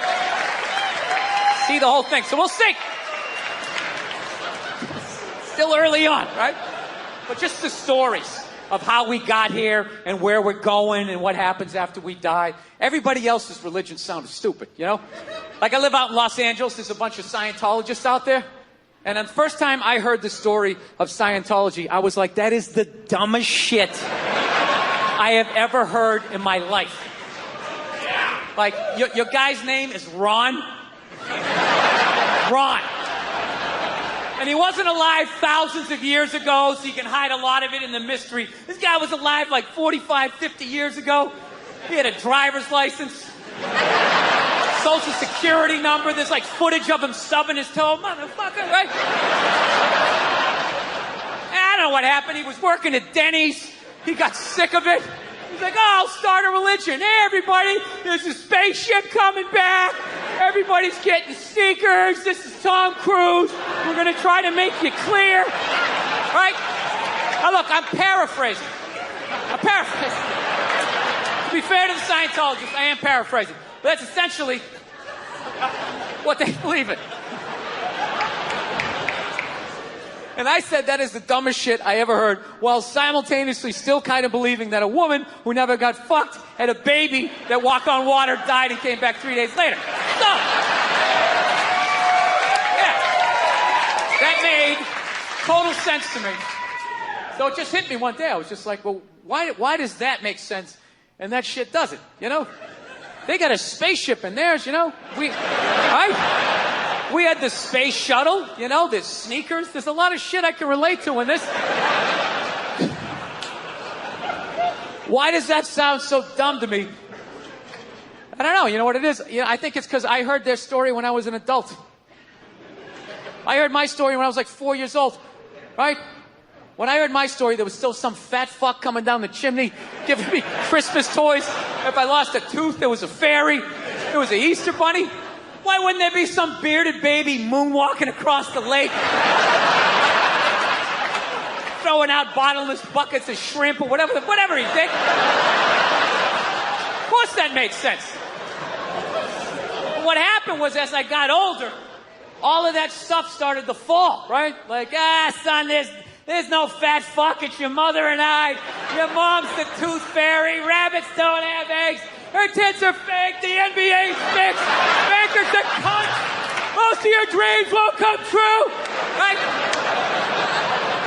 And I was just like, wow, this is how the world is. And meanwhile, this shit was just floating, this 800-pound gorilla of this fucking story. And I just had to make a decision. What am I going to do? What am I going to do with this?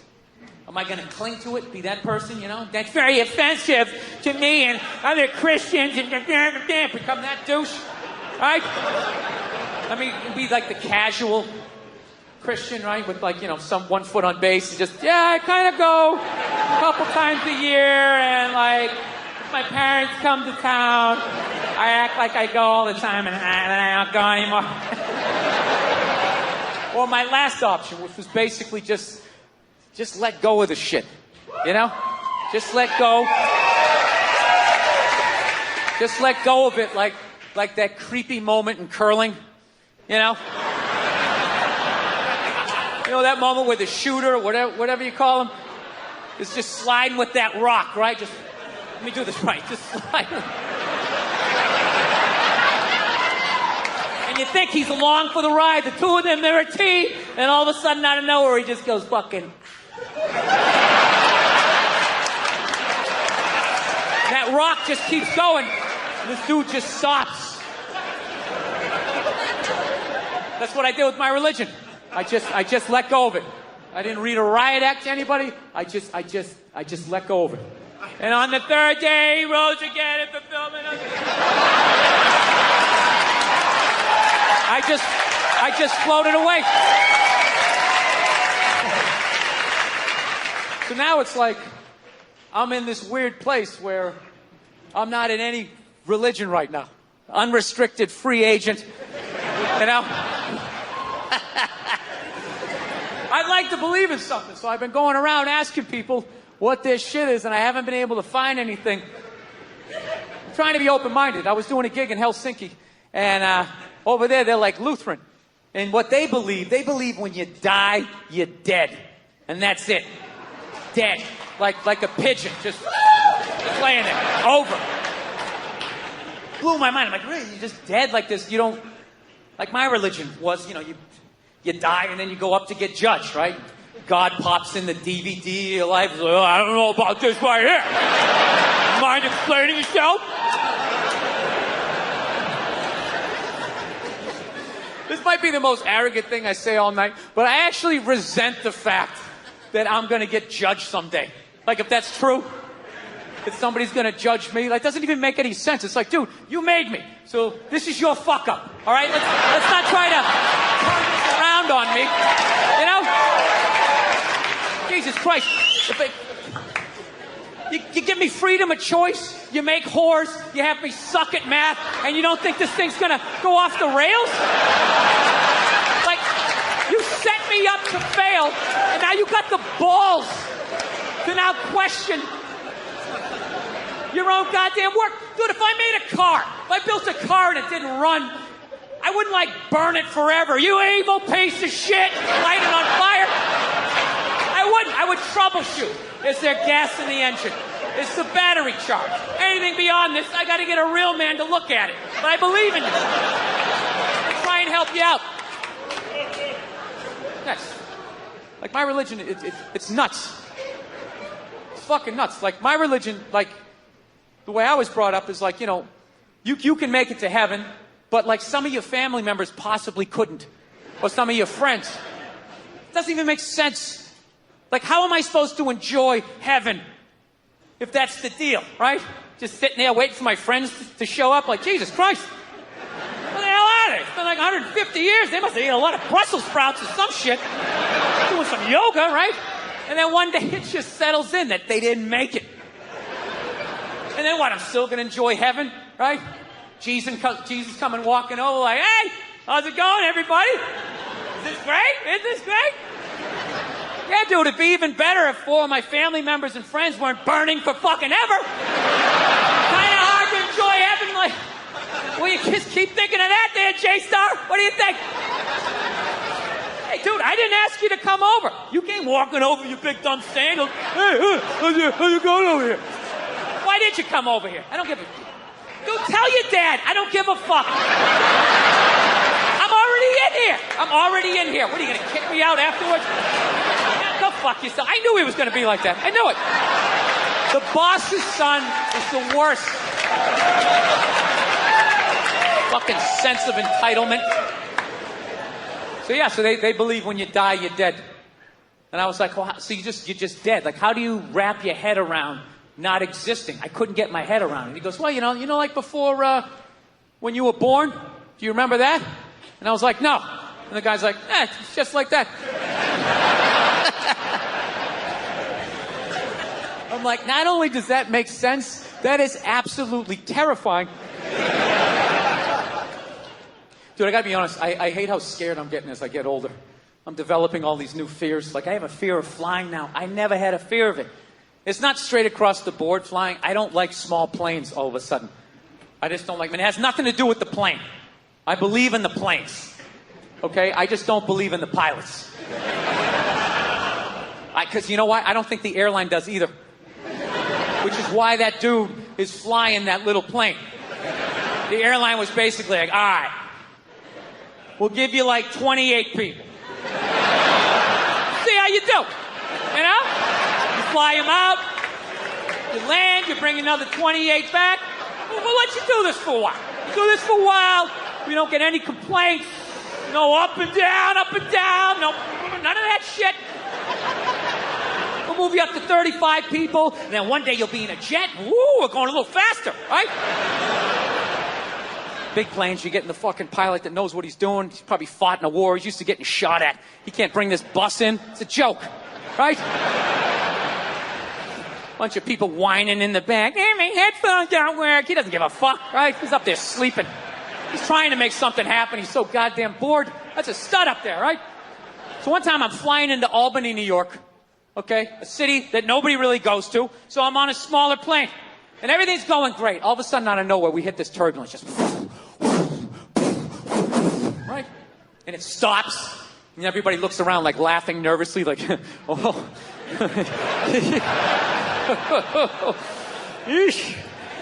All of a sudden it comes back with a vengeance.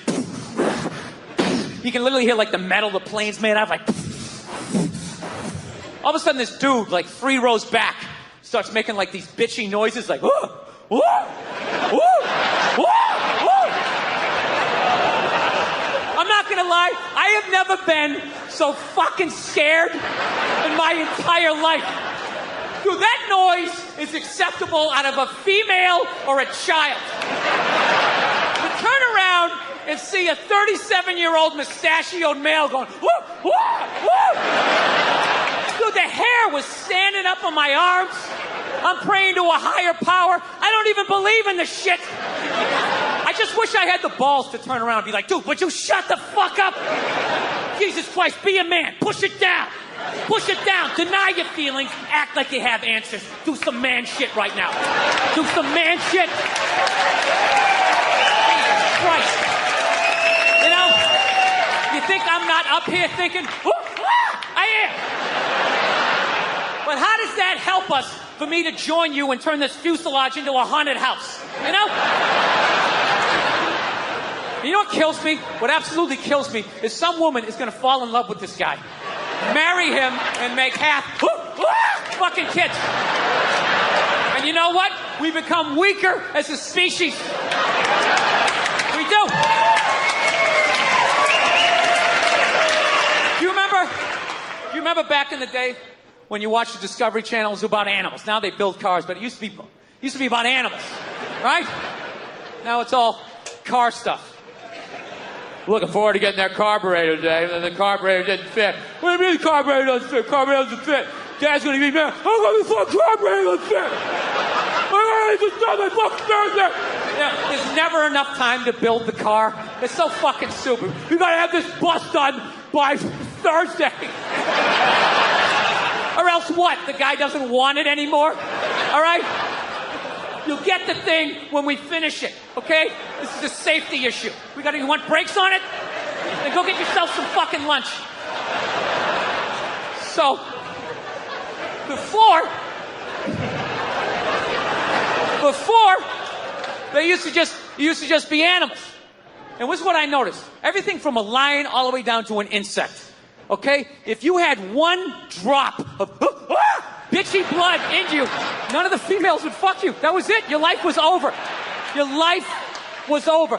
No ant pussy for you your entire miserable 8-day ant life, because all 6 of your legs shook when the wind blew and the female ants saw it. They're like, all right, stay away from that one. Stay away from that one. He's gonna jeopardize the whole hill. And Stacy, listen to me.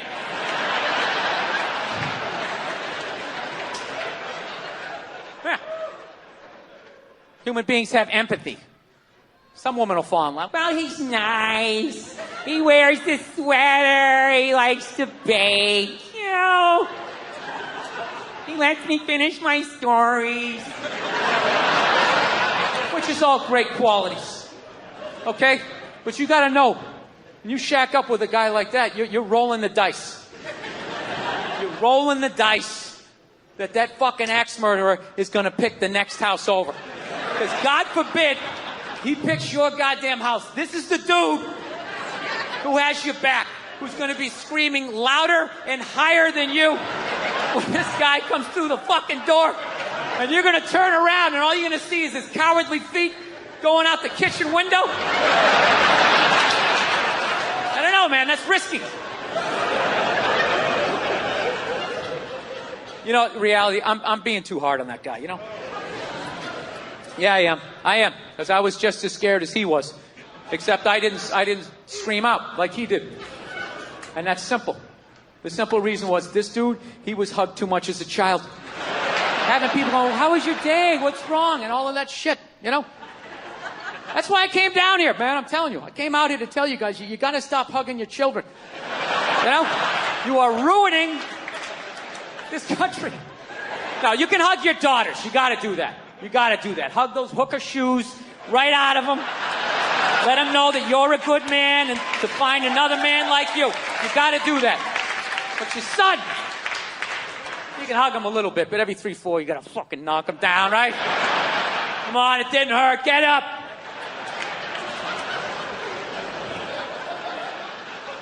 Look, I didn't come from a family. I don't know about you guys. I didn't come from a touchy-feely. Call me when you get there. None of that shit. First time my mom hugged me, I think it was like once when I was little, and then when I moved out. That was it. And we only hugged because we knew we were supposed to. So we just tried to it was like 2 parking meters came to life. Like, we almost bumped heads. It was horrific. Fucking horrific.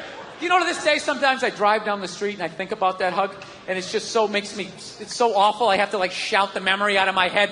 I'll just be driving down the street, just be like, ah! Ah! Anybody else like that? You ever have to shout stuff out of your head? There's something about me, all my regret comes up when I'm in the shower. I don't know what it is. I think because I'm in the shower and I have time to think. And I'll just think of shit I did in 3rd grade where I just made an ass of myself, and I just will be in the shower just being like, ah! Ah!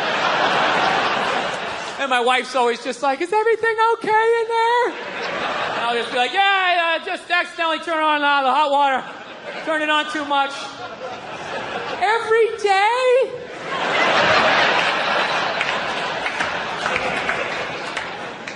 So, yeah. I actually asked my mother one time when I finally got out in the world and I saw how other families interacted. I finally asked her one day, I was like, how come we never did the hugging thing? You know what I mean? How come we didn't do that stuff? She's like, well, I wanted to hug you kids when you were little, but I was afraid it was going to make you gay. And I was like, you were afraid? You were afraid? And then she goes, well, it was your father. That's what it was. Protecting him like I always do. He was afraid. He said, you don't know how to raise boys. And if you hug them, that's what's going to happen. So, in a marriage, there's compromises. So. Yeah. So she basically never hugged us because my dad said if she did, it was going to make us gay. And I got to tell you, that was a great thing that my dad did for me. Let me finish before you start blogging, okay? And I end up on a split screen on Good Morning Atlanta, you know? Comedy, can it go too far? Last night at the Tabernacle. Sitting there next to some fucking Cheeto-eating blogger. So, yeah, this is the deal. I'm going to defend my dad here because this is basically what happens when you have a kid. As far as I know, I don't have any kids, but as far as I would think, if you have a fucking kid, what do you want to do? You want to improve on your childhood, okay? You want to keep the shit that your parents did that worked, and then you want to get rid of the stuff that didn't work. So that was my dad, as fucked up as that was his improvement on his childhood that he never talks about, the way a veteran doesn't talk about going to war, you know? So I figure if that was his improvement on his childhood just must have been something like, don't change his shitty diaper. Let him figure it out for himself. Get out the rain, you shitty baby. Hey, let me handle this lady. Why are you still standing here, you shit toddler? So, he took it from that and knocked it down to, don't hug him, it's going to make him gay. Right? And then maybe someday I have a kid, I'll whittle it down to hey, he's not taking drama class. All right? He's not taking drama class because I said so, lady. Let me handle it. I won't fix everything. Yeah, and that's not a homophobic thing either, that I wouldn't send my hypothetical son to drama class, okay? It isn't. I'd let my hypothetical daughter take a drama class, okay? My son can't fucking do any of that shit unless I'm sending him to one of those fame high schools, you know, where everybody's doing it. One of those creative schools. You go to the cafeteria, everybody's like, cottage cheese, what is it made of? Right? Then he can do all he wants. And he can do all the fuck he wants. But there's no way I'm letting him do that at a public school with those goddamn animals. He's gonna get the shit kicked out of him. He's gonna come home with his underwear up his ass, and then I have to be the adult and go down to the principal and be like, well, there's some sort of tomfoolery going on around here. I don't want to do that. I want to find the fucking 8-year-old. What is he, this tall? I want to find the kid that did it to my kid, tip him upside down into some sand or a puddle, anywhere where oxygen is going to be an issue, right? And just leave him there.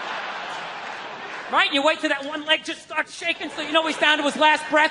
And then you turn him upside down, you're upside right, you grab him by his throat, and you just say something horrific. You ever do that again, I'm going to beat your mother to death with the family dog. Right? Over. So, yeah, a lot in my life has changed since I last came through here to Atlanta. Yeah, I got married. That's the big thing. Yes, I did. Very happy about that.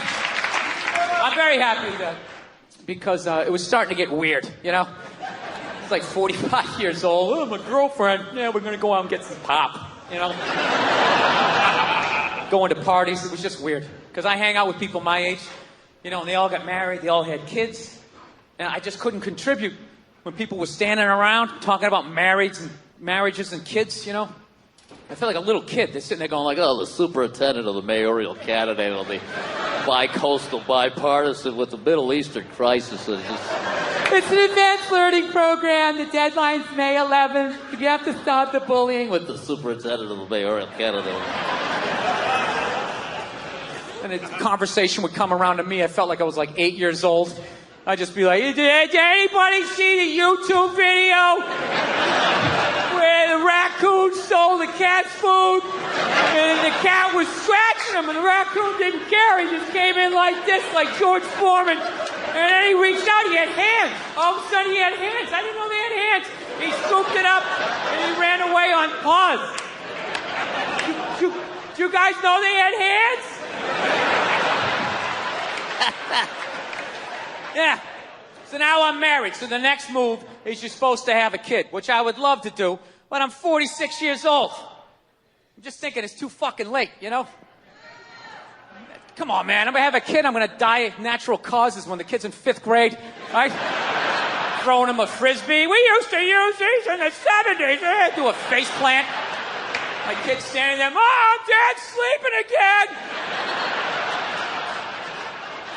Yeah, I feel hopelessly behind. All my friends have kids. Most of my friends who have kids are cool. But I got a couple of those who think now that they have a kid, like that I don't understand anything anymore. You know those people? Most basic shit. Hey, man, it's kind of cold out today. Oh, dude, you don't understand. You don't understand cold. So you got a 2-year-old with a mitten up his ass, and you're trying to get chocolate up the other one's face. All right, I get it. You have a more complex life, but I still understand being cold, teeth chattering. Kind of lets me know, right? Mine just turned 6. Mine just turned 7. I just feel hopelessly behind. You know? So what I'm actually thinking of doing, I'm thinking about adopting. You know? Yeah. Absolutely. Recycle. You know? Yeah, think globally, act locally. Everything doesn't have to be brand new. You know? It's like when you redo your kitchen. You got custom up top, you got IKEA down the bottom. Right?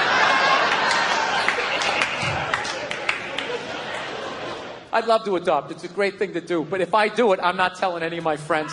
I'm just going to show up with the kid one day. Just to piss him off, right? Mine just turned 6. Mine just turned 7. I'd love to just show up with an 8-year-old like Domino's. Yeah. Now I get to tell you what you don't understand.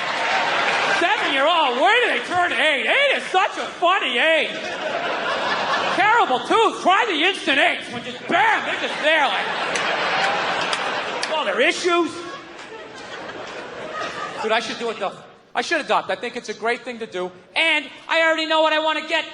I do. I want to get like an 07, 08. Always garage. Good dentition. You know what I would love to do? I'd love to rescue some kid that works in a sweatshop. Wouldn't that be amazing? Like, find the kid that made this shirt. show up at the factory like, hey, huh? Hey, bring it in. Bring it in, you little maniac. How you doing? You're going back to the States. L-shaped couch, flat screen TV, get in the car. The rest of you keep going. But you, coming home with me. Yeah. Dude, how easy would that kid be to raise? Right? After the hell he's been through, all I gotta do is let him sit down. I am immediately the greatest human being this kid has ever met. Just bring him on. Yeah, man, have a seat. He'd be like, I get to sit down? Yeah, lay down on the couch. He'd be like, it's like a cloud. It's like a cloud. And I'll get him a bowl of Fritos, put on cricket or soccer, one of those sweatshop sports. I don't know. Kid would love me. So that's my first draft pick. All right? Coming out of the gate with that. In the second round, I'd probably get like an 05 boy soldier. You know? Yeah, sure up the offensive line. You got to protect the blind side. Yeah, that's how fucked up the world is. There's little boys out there fighting in wars. So that's a twofer. I can drag him out of that hell, give him something of what's left of his childhood, and, God forbid, if the dollar ever collapses, right? Shit goes south, zombies take over, I got backup, you know? Everybody thinks I'm gonna be the problem. Meanwhile, I got this sawed-off Chuck Norris standing next to me, 170 kills, confirmed fucking kills. They're not stories. You make a flamethrower out of like a vacuum cleaner and a toaster. You can't coach that, right? I gotta be honest with you though. I feel like I'd have to go easier on the discipline with the boy soldier, you know? I might be nuts, but I feel like I could come down on the sweatshop kid, all right? I said, get in there and clean up your goddamn room. I'm getting sick of this shit. Goes for you too if you want. But you! You've been out of line all day, mister. Don't even start that shit. Don't even start that shit. You say that every time. Yes, you do. Every fucking time you say that, you know the answer. Now, you want me to say it again? Fine, I'll break it down to you, okay? You know what? You know why it is? You know why? You want to know why? Because you're so. All right? Yeah. Yeah, dude. You so. Dude, he's fucking killed people. You understand that? No, he doesn't. He doesn't have to make his bed, too. No, he doesn't. Because he doesn't sleep in the bed. He's out in the bushes all night talking to himself. Freaking me the fuck out. All right? Oh, fuck you. Fuck you. He scares me, too. He scares me, too. Don't even start that shit. You wanted a big brother, and I got you one. Don't even start that shit. All right? All right, you're right. Okay, stop crying, okay? Shouldn't have yelled at you. Okay, I just thought I could fucking, bring him in, give him a couple of Pop-Tarts. I figured he'd chill out. Fucking sitting there looking through his eyebrows, doing that Full Metal Jacket shit, Nah, you can't give him back. It doesn't work that way. Oh, hey, there he is! There he is! What's up, buddy? What's going on? Yeah, we were just talking about you, just doing like a little surprise thing. You feeling all right? You feeling all right? You're not looking through those eyebrows, huh? Everything okay? So, I figure, I don't know if I'll do it. Maybe I'm too selfish.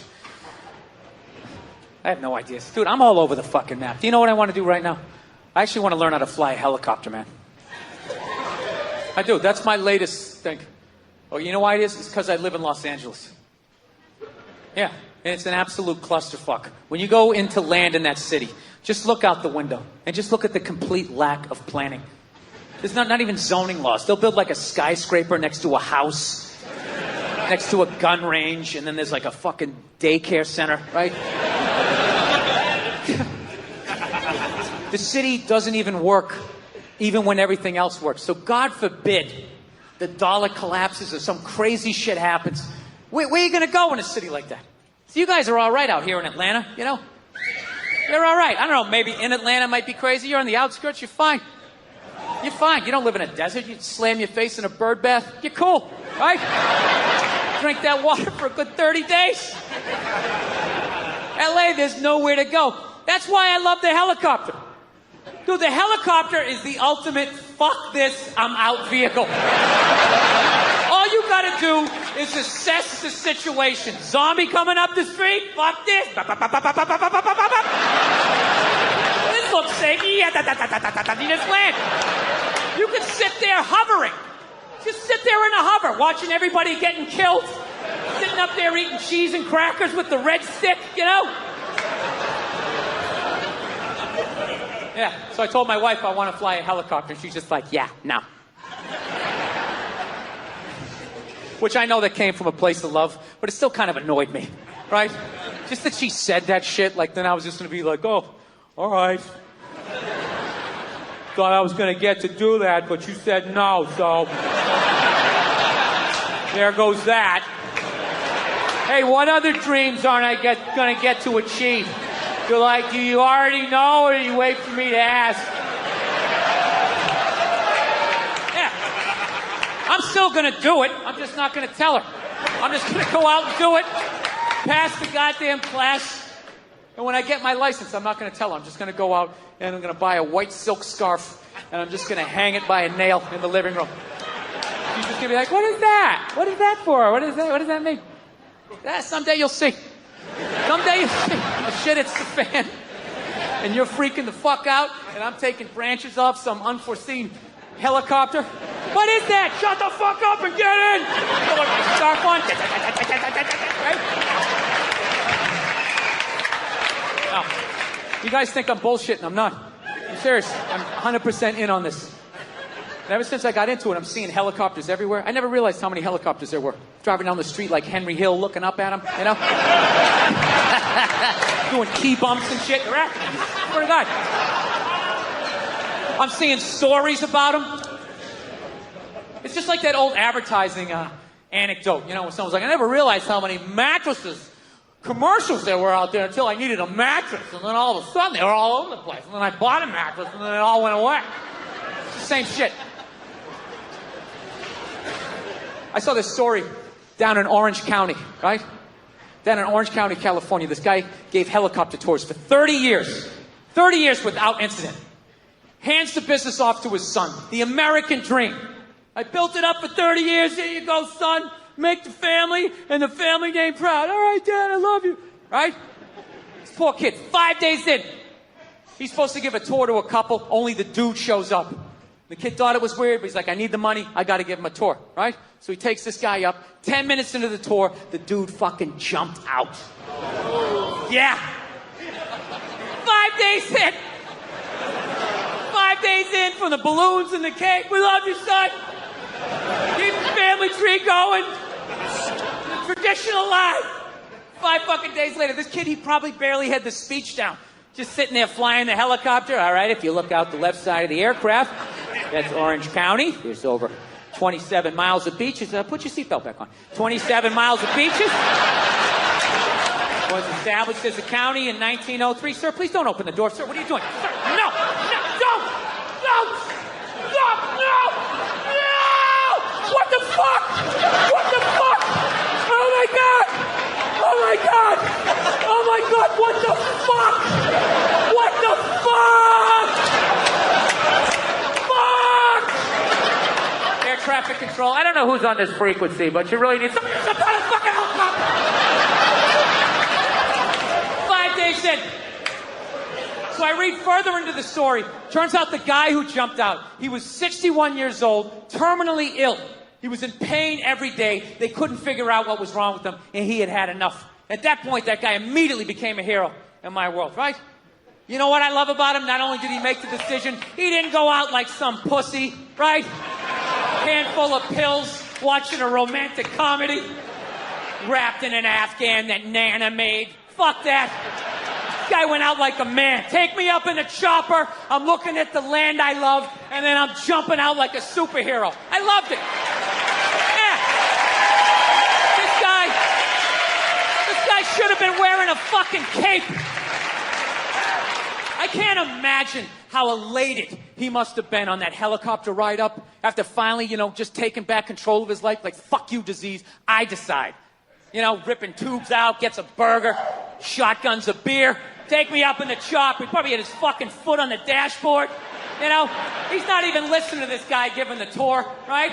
Over 27 miles of beaches. Put your seatbelt back on. Established as a county in 1903. Sir, please don't try to open the door. No! Don't do that!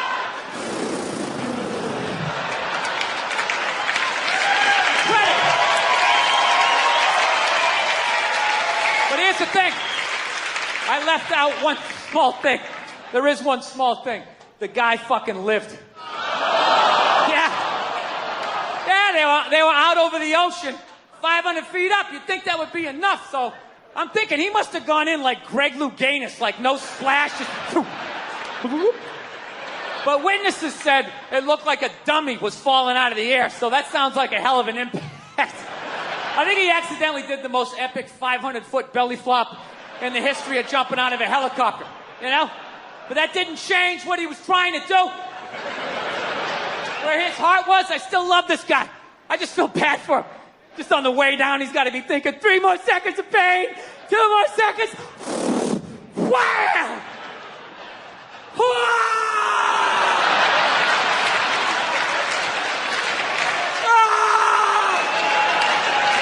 Oh my God, this is worse! This is way worse! It has a happy ending, though. He later died at the hospital. That's right. So here's to him. God bless him. I hope I have the balls someday.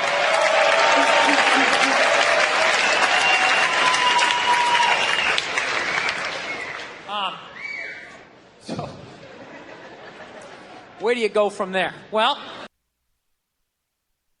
I'm going to pause that just for a second to tell y'all something that I found interesting, and I usually like to try to pass things on that I found interesting. I'm presently reading a book. I guess you could say it's on self-improvement or whatever, but it's pretty deep. It's called A Primal Scream. I don't know if you guys have ever heard of that, but it's an interesting read. I've always been into psychological. What did I do with my freaking glasses? Hold on. Oh, duh, they're right there. Okay. I'm going to take a break from that work. Ugh. Isn't this guy funny? But he just reminded me of something I was thinking about. How many of you out there... First of all, let me check on my Skype and let me check on my chat room over on Spreaker.com. Oh, cleaning the studio. Well, I'm on, you guys. We have a call. See, the Jew. Oh, the Jew just called me. Let me say, did you call? I know this guy that used to listen to the Ghost Show all the time. He's really cool, and he sent me a couple of things that he's working on. It's pretty funny. Let me show you what he did. It's kind of cute. He does a ghost imitation, which is one reason why I was thinking of Ghost. Today's a good day, all right. Hanging out in the joint after making a killer capital, connoisseuring some Blue Label up in this place, because drinking is what I like to do. Wait, let me show you what happened. Nothing. I'm just talking. Somebody's talking to me on Skype. I'm going to get back to that in 1 second. Hold on. I'm coming back. Whatever. Okay, let me go back. He did one copy of it, and he sent it to me, and it sounded like this.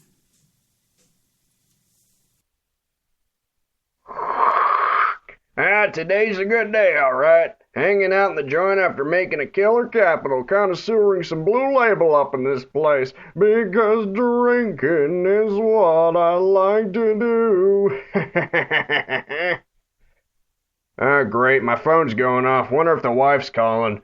Yeah, what is it? Seriously, engineer? I'm trying to enjoy my favorite brew here. All right, fine, I'll come over. Damn drooling man-child can't even tie his own shoes by himself. Bet it's something stupid. I'll be seeing you, man. Keep making that sweet capital, baby. Woo! All right. I sent it back, and I said, I really think you need to include the engineer. And he sent back this.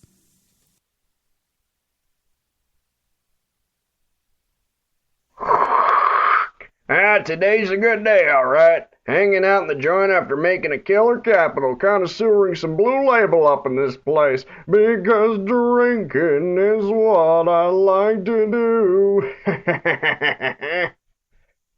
Oh, great, my phone's going off. Wonder if the wife's calling. Yeah, what is it? Seriously, engineer? I'm trying to enjoy my favorite brew here. All right, fine, I'll come over. Damn drooling man-child can't even tie his own shoes by himself. Bet it's something stupid.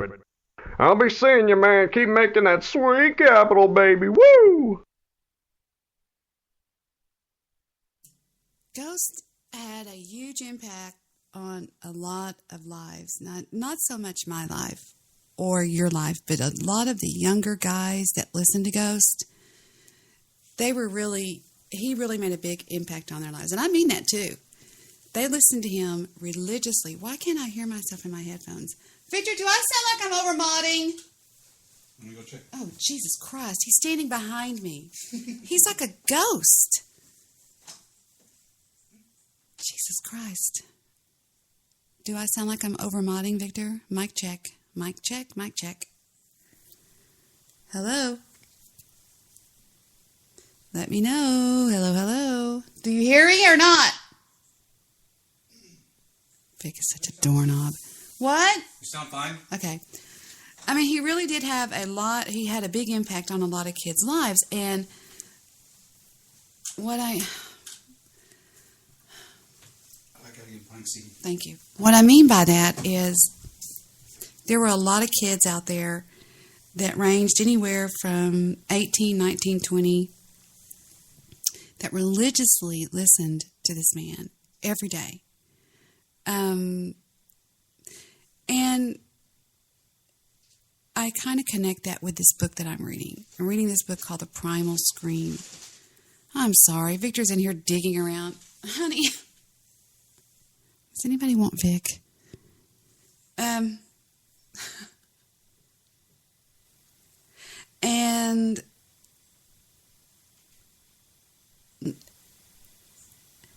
when we're born and we're born into a family,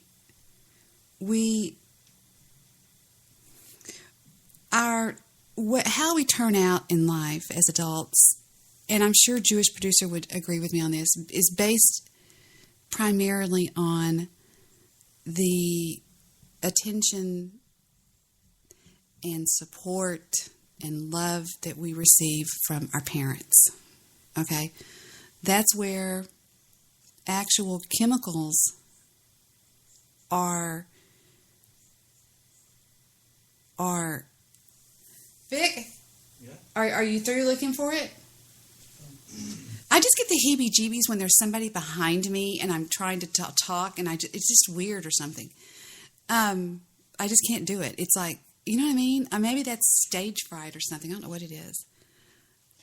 But I can't seem to keep my thoughts straight. So let me take a quick break until Victor gets through with this rude interruption. I'm joking. He's like, what the fuck? I own the place. I understand. 42 messages in the chat room. I'll check that in just a second. Let's take a quick break here and I'll come right back. I don't know what it is. I just can't. Quickest song I have. Right back.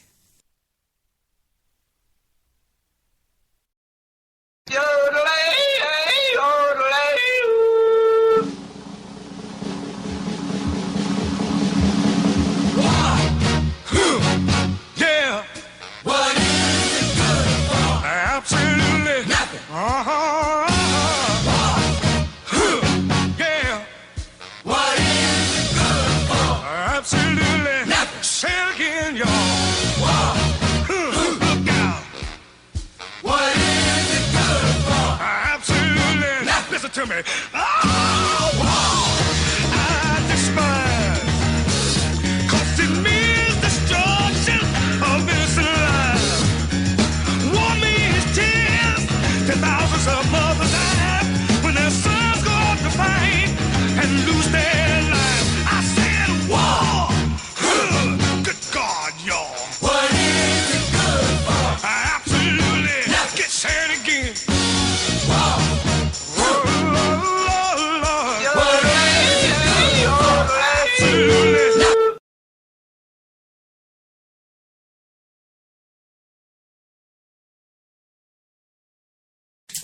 All right. I was tired of listening to that song. So anyway.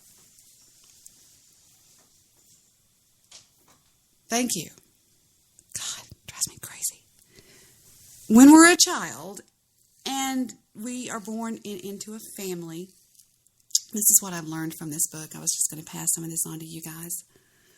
We basically, how we turn out as adults is based largely on the amount of attention, love, nurturing that we received from our parents. Maybe even if it's not both parents, at least one parent. Okay? Actual chemicals in our brains are, and that's where I want to say created, but not created, are whatever by the amount of attention, love.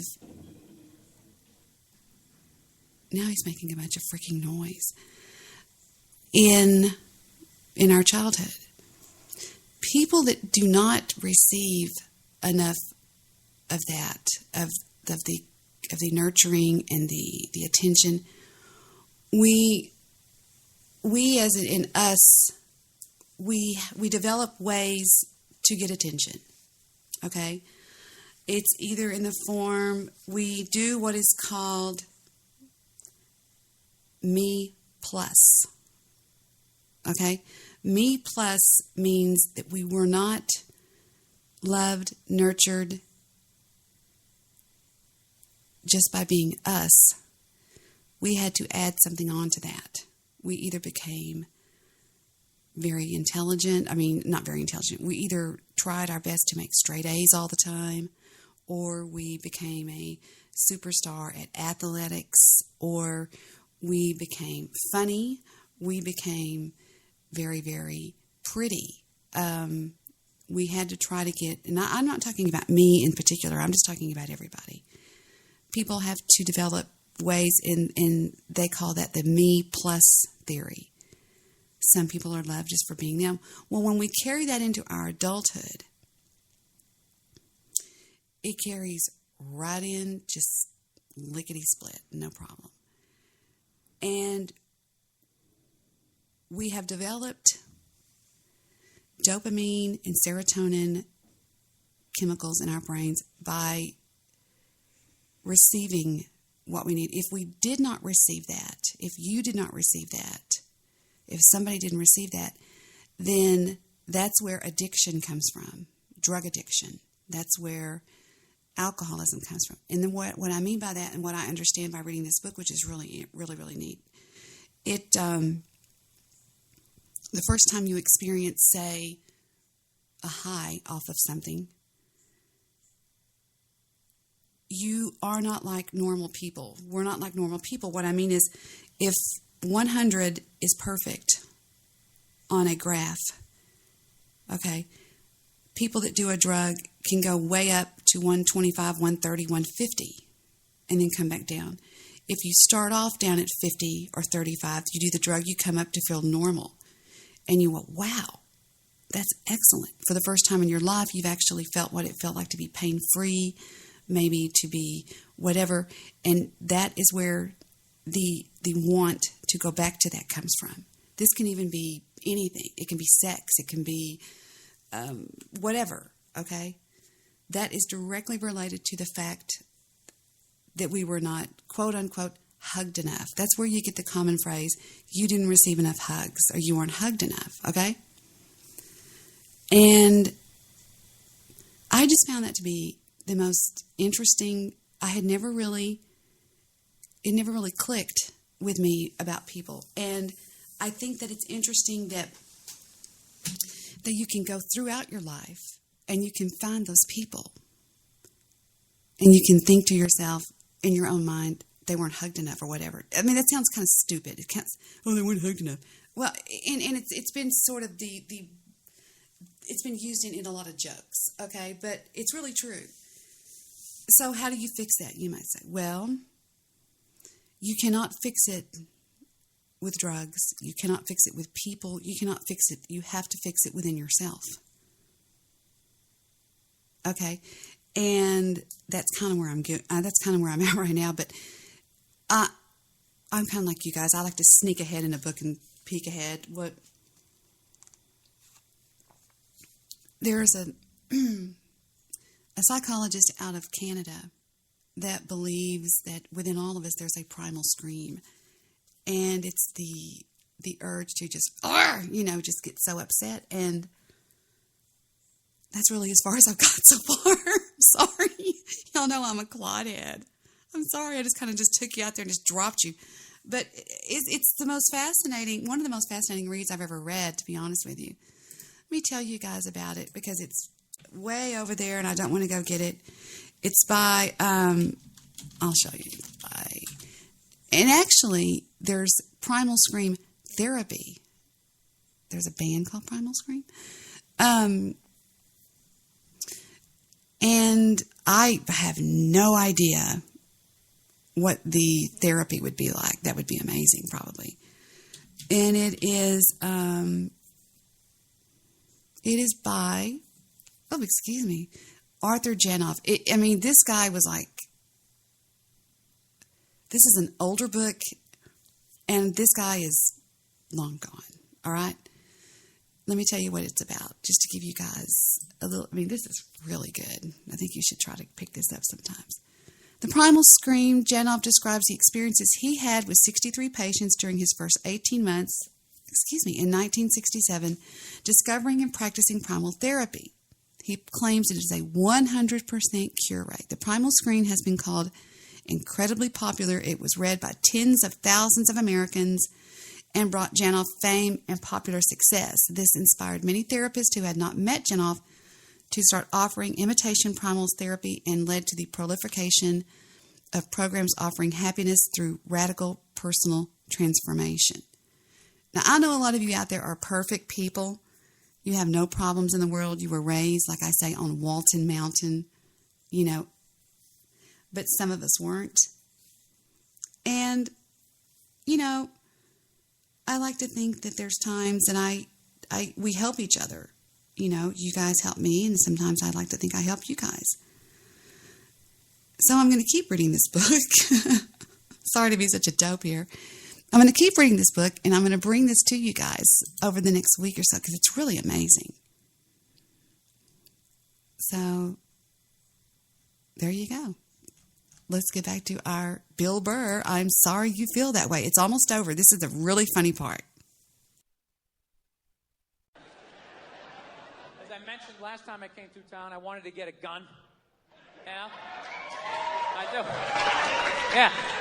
But I finally given up on that. I gave up on that dream. My wife doesn't want me to get one, so.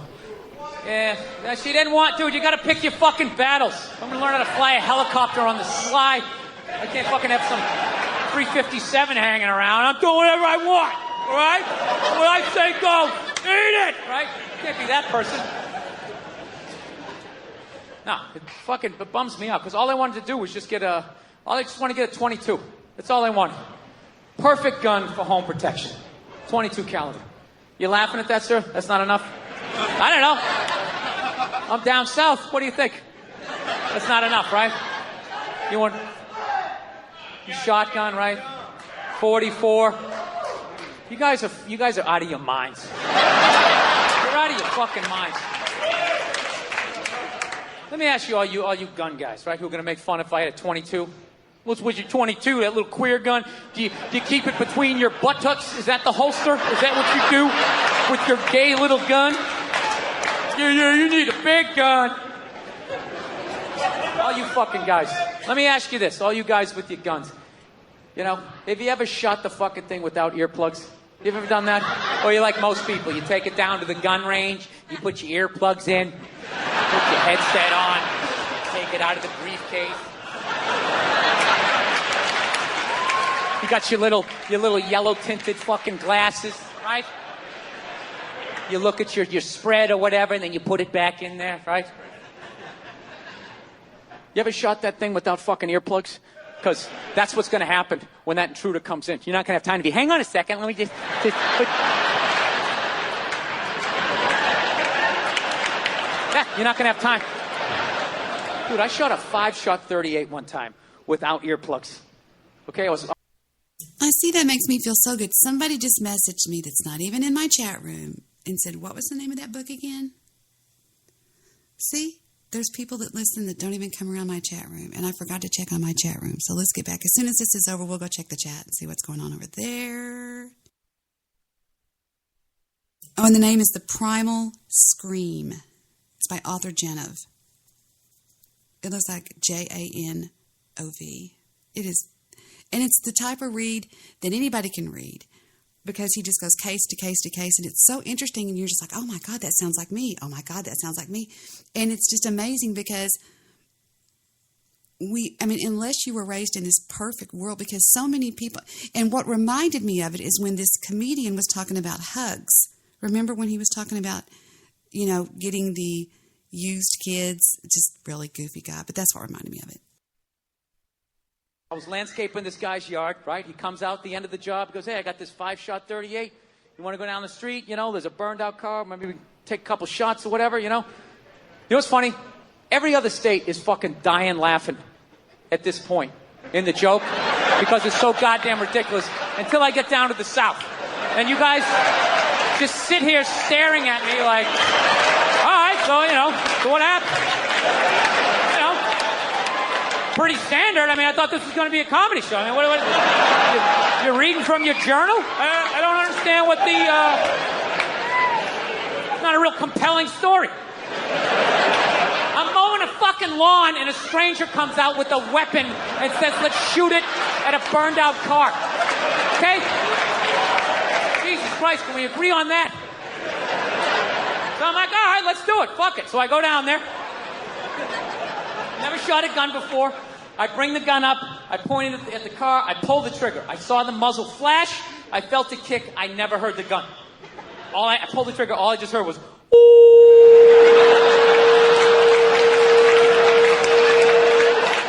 I shot the gun 4 more. That reminds me of something funny. I keep interrupting it. We were at the country club that my dad belonged to for a long time. We were grown. This was when I was married to Vic. We were coming home one time just from, they were all 4 playing, and I was sweating them on one of the golf carts, and we're on our way home, and David says, hey, let's stop here in the country and shoot some guns. I said, okay, whatever. So I'm sitting over there in the car, and he's like, Jeb, come here. I was like, what? And he goes, stand in front of me, and he's got a 9mm. No, he didn't. He had a 41 Magnum. That's a fact. Let me look, because it looked like one of those Glocks, but he said it was a 44 Magnum. No, that's not it. That looks like a pistol that Wyatt Earp would carry. Hey, Victor, what big gun did David have? Was it a 41 or a 44? 44 Magnum. Oh, that was so it. Okay. Oh, there it is. Okay. Anyway. And he says, okay, come here. My brother's tall. He's 6'2", 6'3". He stands me right in front of him. Okay, right in front of him. And you have to remember he's a trained police officer, a Dallas police officer. He takes his right knee and he kind of pops it into the back of my right knee to get a really good grip. He takes both of his hands and puts them over my ears, and he tells me to hold my left hand palm up and put my right hand on top of that with the gun, and he braces himself And I'm thinking, what the crap? And he goes, now shoot right at that tree. He goes, take the target and balance it right on top of that and then pull the trigger. And it would have knocked me down, and I guarantee you that had he not had my ears covered, I would have gone deaf. That had to have been the loudest sound I've ever heard in my entire life. And I've even heard thunder. I mean, I'm talking, if you've never heard the sound of a 44 Magnum go off, it is crazy. I give you the 44 Magnum. Now, I've never played this. I have no idea what this is going to be. It's probably going to backfire in my face.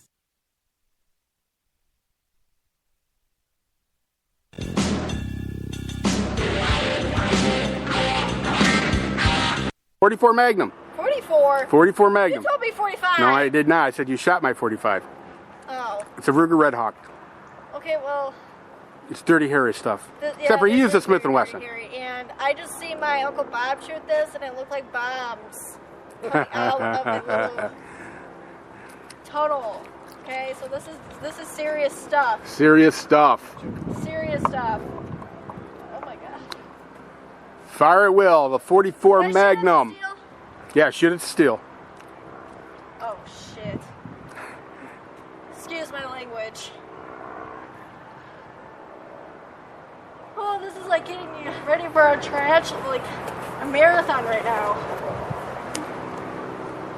Go, lean forward a bit. Lean into it. There you go. Oh my god. I feel like this is going to hit me in the head. It's not going to hit you in the head. Just keep a good grip on it and squeeze one off.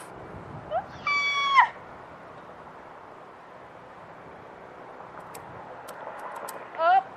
You can do it. I'm so nervous right now. You guys. Can I do single action? You can shoot a single action if you want. Just shoot the freaking gun. Oh my god. Oh my god. Lean into it. I am! Shut up! It's so crazy.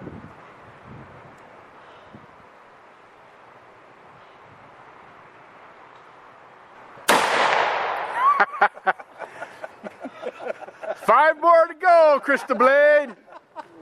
Oh my god! Keep your She finger has up. on earplugs, by the way. But it is just like, I mean, it's really, really loud. Here's Kristen shooting a 44 Magnum. I'm trying to get you guys the idea of this noise. Hey, y'all. For some reason, Brandon seems to think that a 44 Magnum Now, she sounds like a hick, but she's cute. is a man's gun, and that a woman can't handle it. So I've come out here today to show him otherwise. I'm going to be shooting the Model 29 44 Magnum. Let me get it loaded up here, and we'll get started.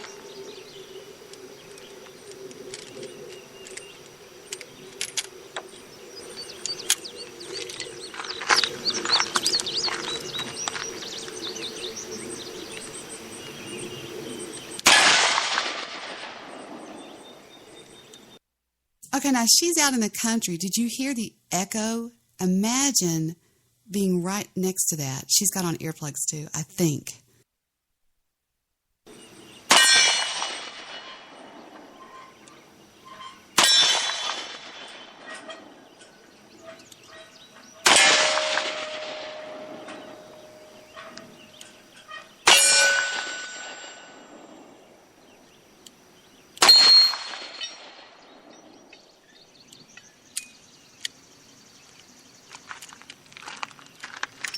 Yeah, she does. Got a lot of kick. I didn't have any earplugs on, and David just kind of put his hands over my ears, and I was like, son of a bitch. But the loudest gun I think I've ever heard was when I got my son for his birthday.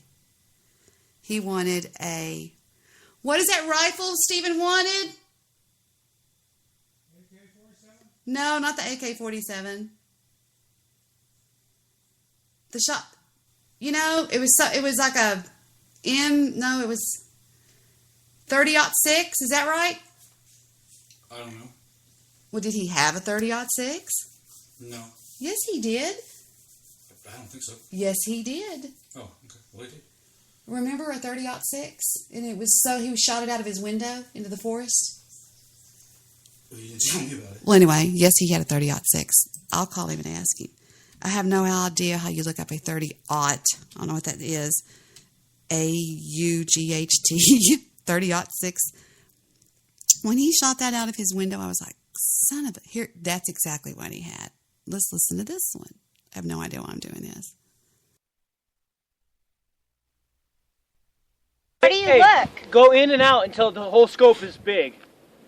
Oh, the whole scope? All right, hold on, Lise. Look at Go me. in and go back out, like till you got it lined up. All right, hold on. Don't shoot yet. Lisa's about to fire a 30-06. And the target, way out there, little orange clay. You find it? We're going to see. Mom, go in like this and come back out. There should be no black. You need a completely white I hole. see nothing but black. A white hole. I see nothing but black. Put your eye back in there. Which eye are you looking through? No, close the other eye. There you go. Yeah, close the left eye. Yeah, keep your right eye open. And then center the crosshairs on that target. Got it? You guys should look out in case she kicks and it goes your direction. Should be alright. All right, give me a second. I found it all. Come on, hit it. Don't put your finger on the trigger. I don't have it on the Alright, just telling you.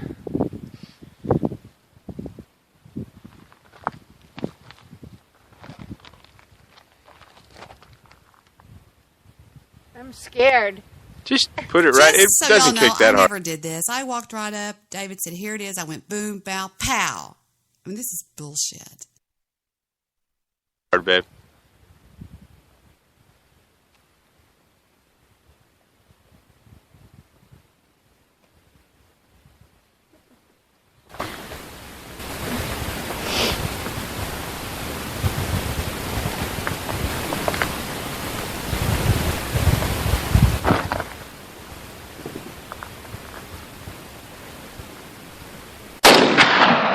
Nice. Did she get it? I got it. Did y'all hear that? my God. I should have gone to the end of the freaking video. Listen to this sound again.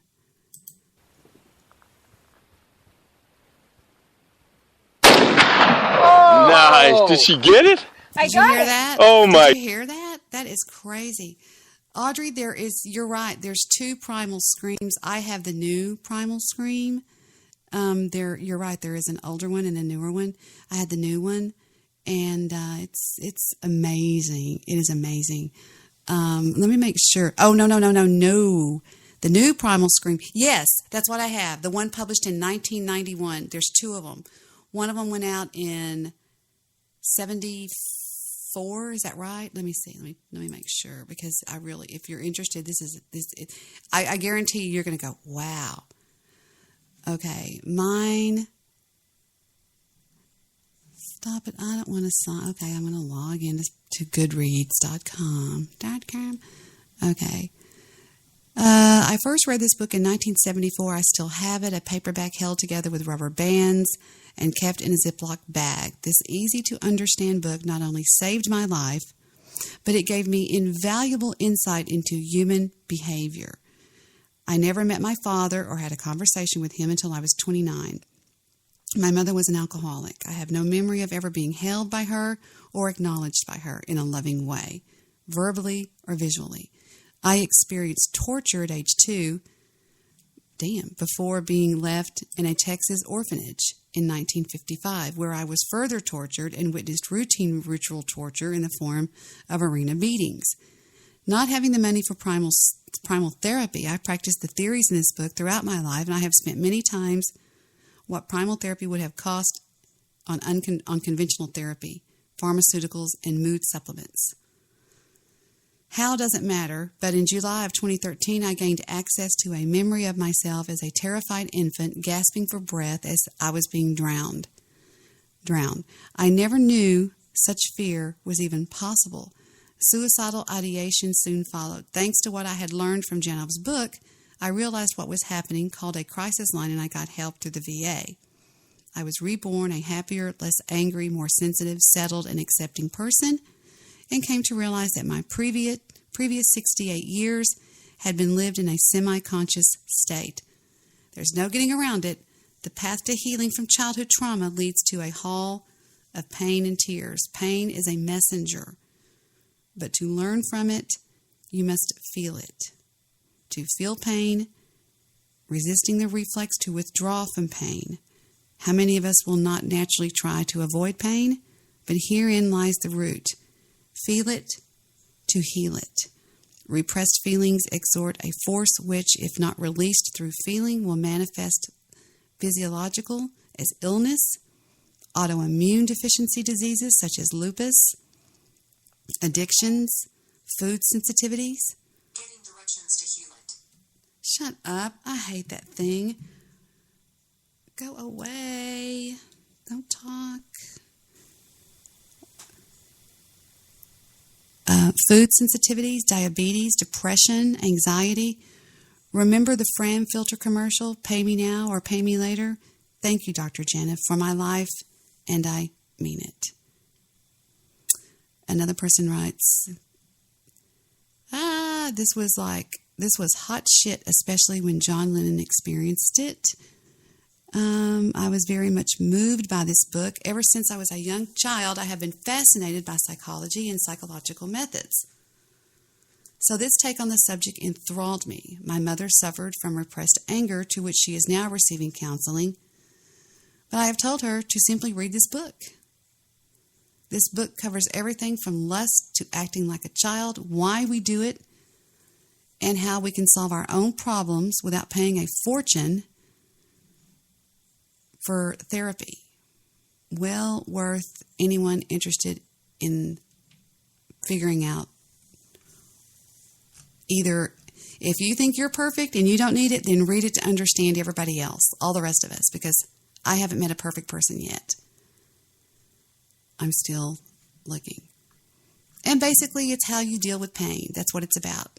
But pain is not slamming your finger in the door of your car or your hand in the door of your car. Pain is what we felt as a child that we repressed.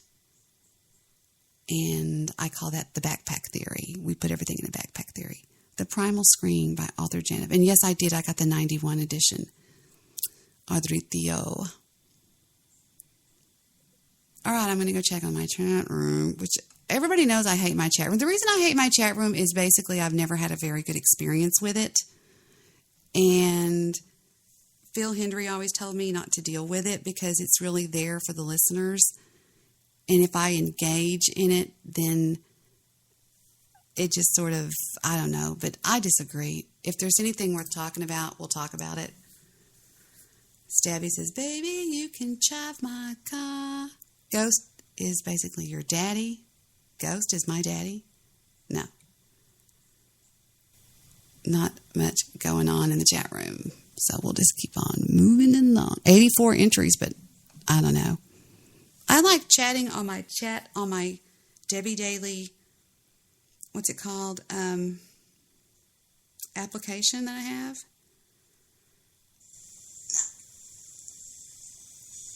Not much going on in the chat room. Let's pause that and hit chat, and I simply hit this and the microphone. Hello, chatters. This is Debbie talking to you from the iPhone. And you hit send. There you go. That's fun. Sometimes when I'm listening to shows, I've got my headphones on and I'm telling people I'm doing talk to text. That's what I'm doing. So, we've shot guns. We've learned, oh, look, there it is. Hello, chatters. This is Debbie talking to you from the iPhone. Cool. All right. Let's finish up with our comedian. He's really funny. Times. Never heard it. Didn't get louder, didn't get quieter, just kept seeing flashes. Woo!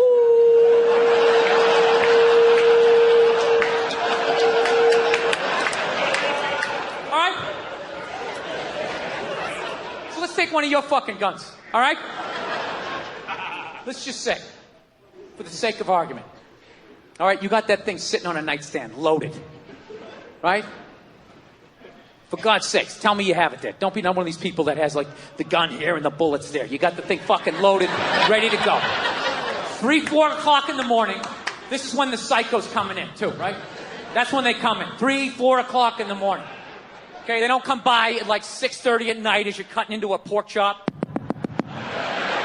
Hey, I'm out of my mind. I'm coming back in 20 minutes. So stretch out your hammies because it's going to get crazy. Right? That's not how it works. They wait till you're dead asleep. 3, 4 o'clock in the morning, right before REM sleep is kicking in.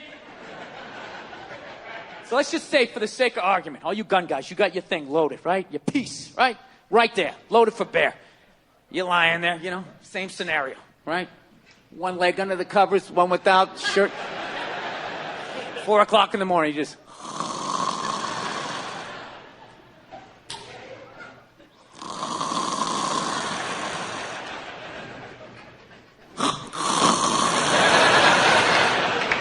Meanwhile, some psycho sneaking in through the living room window, right? He brings in a fucking sickle.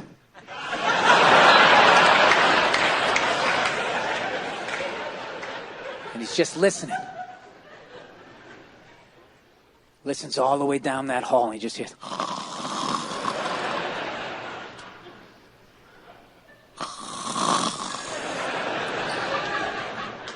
Trying not to squeak on the floorboards. And you're just fucking lying there. Right?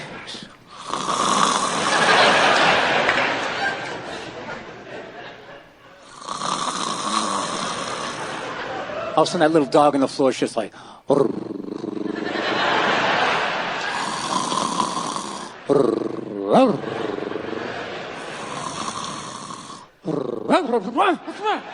What's the matter? Huh? What's the matter? What's the matter? What? Huh? Huh? You hear something? What's the matter? What are you barking for? You're shaking. What's the matter? Huh? You hear something? What's...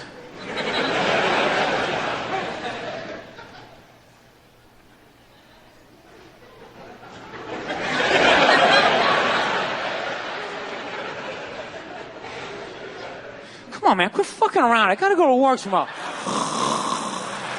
All of a sudden, boom, that door flies open. You just see this shadowy figure. You pick up that gun. Blow! And you fucking miss. You miss. You can't see. Now you can't hear. That's 2 out of 5 senses. What are you gonna taste him as he comes around the bed? You're still gonna be shooting over here. Meanwhile, you see like this strobe light psycho coming around the fucking bed. Takes off your head. If you had the 22, you could still hear. Your ears would be ringing, but you could hear that fucker coming across, and you could shoot at him, and he would leave. He would leave. You guys just won't get off the fact that it's the fucking 22. You're like psychotic with this shit. All right. No. I will extend an olive branch to you people. Okay? I get it. It's that a 22 is basically a roided up BB gun. I got it. Okay? I understand that if you actually want to kill somebody, you have to basically have the gun up to somebody's head and be throwing a jab as you pull the trigger. I understand that. Okay? But I maintain, I don't care who the fuck the toughest person is in this house, okay? I could defend my house with a BB gun. I don't give a fuck how tough you are. I don't care. If I started shooting at you with a BB gun, at the very least, you have to go back outside and regroup. That's a fact. That is a fact. If I caught you in your elbow, that might be the end of your night. I'm coming back. I'm coming back. I've been trying to get along with my wife better, you know. I've been trying to dial down the douchebaggery in my relationship. I'm not turning out the pilot light, though. All right? I'm keeping some fight in me. I'm not going to be that henpeck guy. Just standing there like, I guess we're making holiday cookies. That dude with the bowed shoulders. She makes them, and then I'm supposed to sprinkle the sugar on them. don't even think they taste that good, but you know. No, I stand my ground sometimes. Sometimes I let it go. You just got to figure it out, you know? Like, we had a fight the other night. She got so mad at me. She was like, you know, you can just sleep downstairs. You can just sleep downstairs. I couldn't believe it. It's one of the most arrogant things I've ever heard in my life. Can you believe that one adult telling another adult where they can sleep? You can just sleep downstairs. Like I was just going to sit up in bed and grab a blanket like Linus. All right. Hey, where downstairs, by the way? Like over here downstairs? Or like more over here? Where should I sleep? It's like, are you out of your mind? I go, I'm not sleeping downstairs. She's like, where are you going to sleep then? I'm like, where I always sleep. I will fucking sleep on your side of the bed if I want to. What are you going to do? I'm bigger than you. I'll hang on to the covers. Try to get me out. No tickling. Go ahead. Yeah. I was like, you don't tell me where to sleep. I sleep where I want to sleep. She's like, well, you don't tell me where to sleep. I'm like, I'm not the one telling people where to sleep. It was one of those classic relationship fights. It's like 2 a.m. You're both half naked. She's not wearing a bra. You got half a ball hanging out. Like, and another thing. No, I need to say this. The other day, I felt slighted.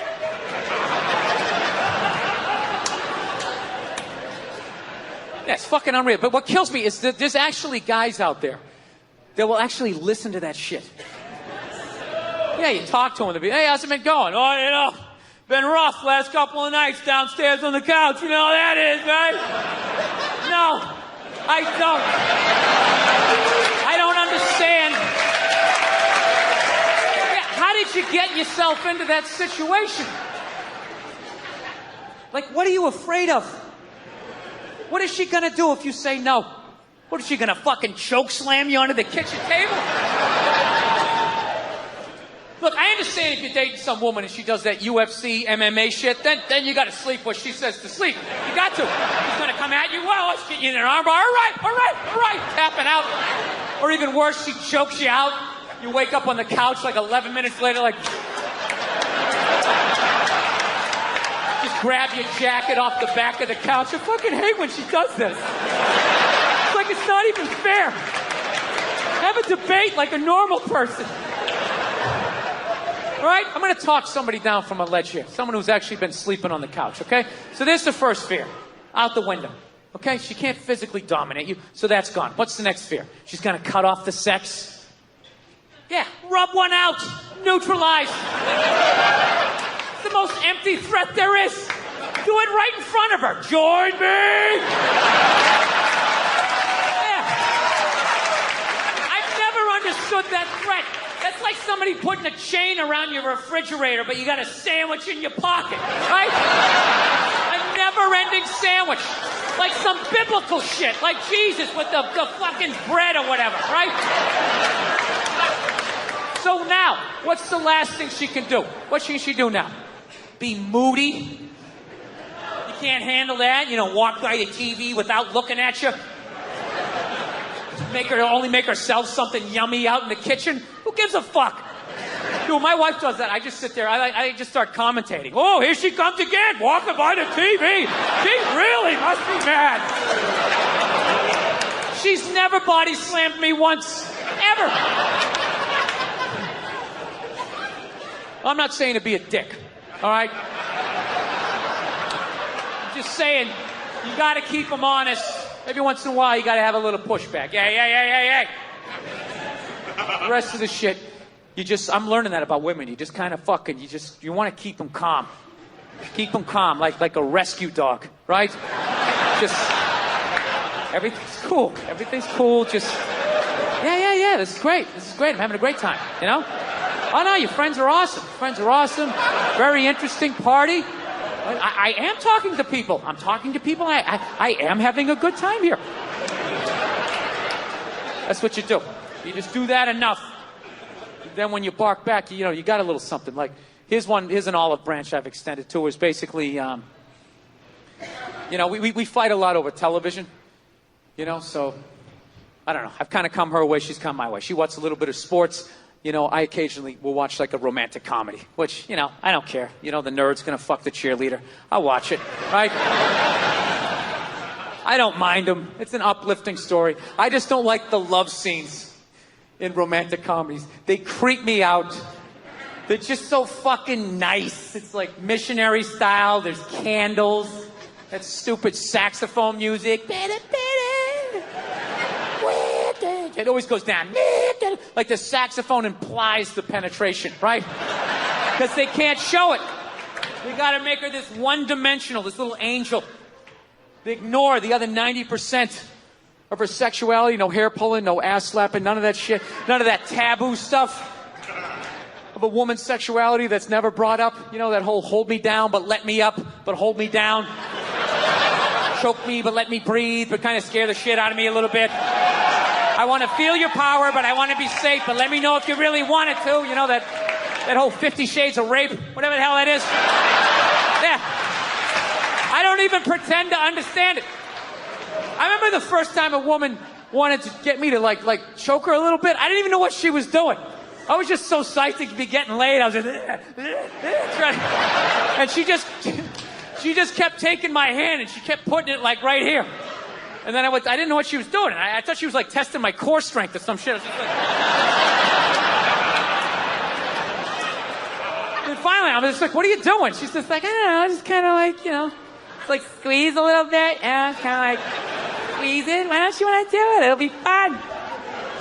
Why don't I want to do it? I don't think I want a passed out naked woman with my fingerprints all around her neck. Having the cop show up. Yeah, she's in there, officer. Damn this thing. It was her idea. I swear to God, it was her idea.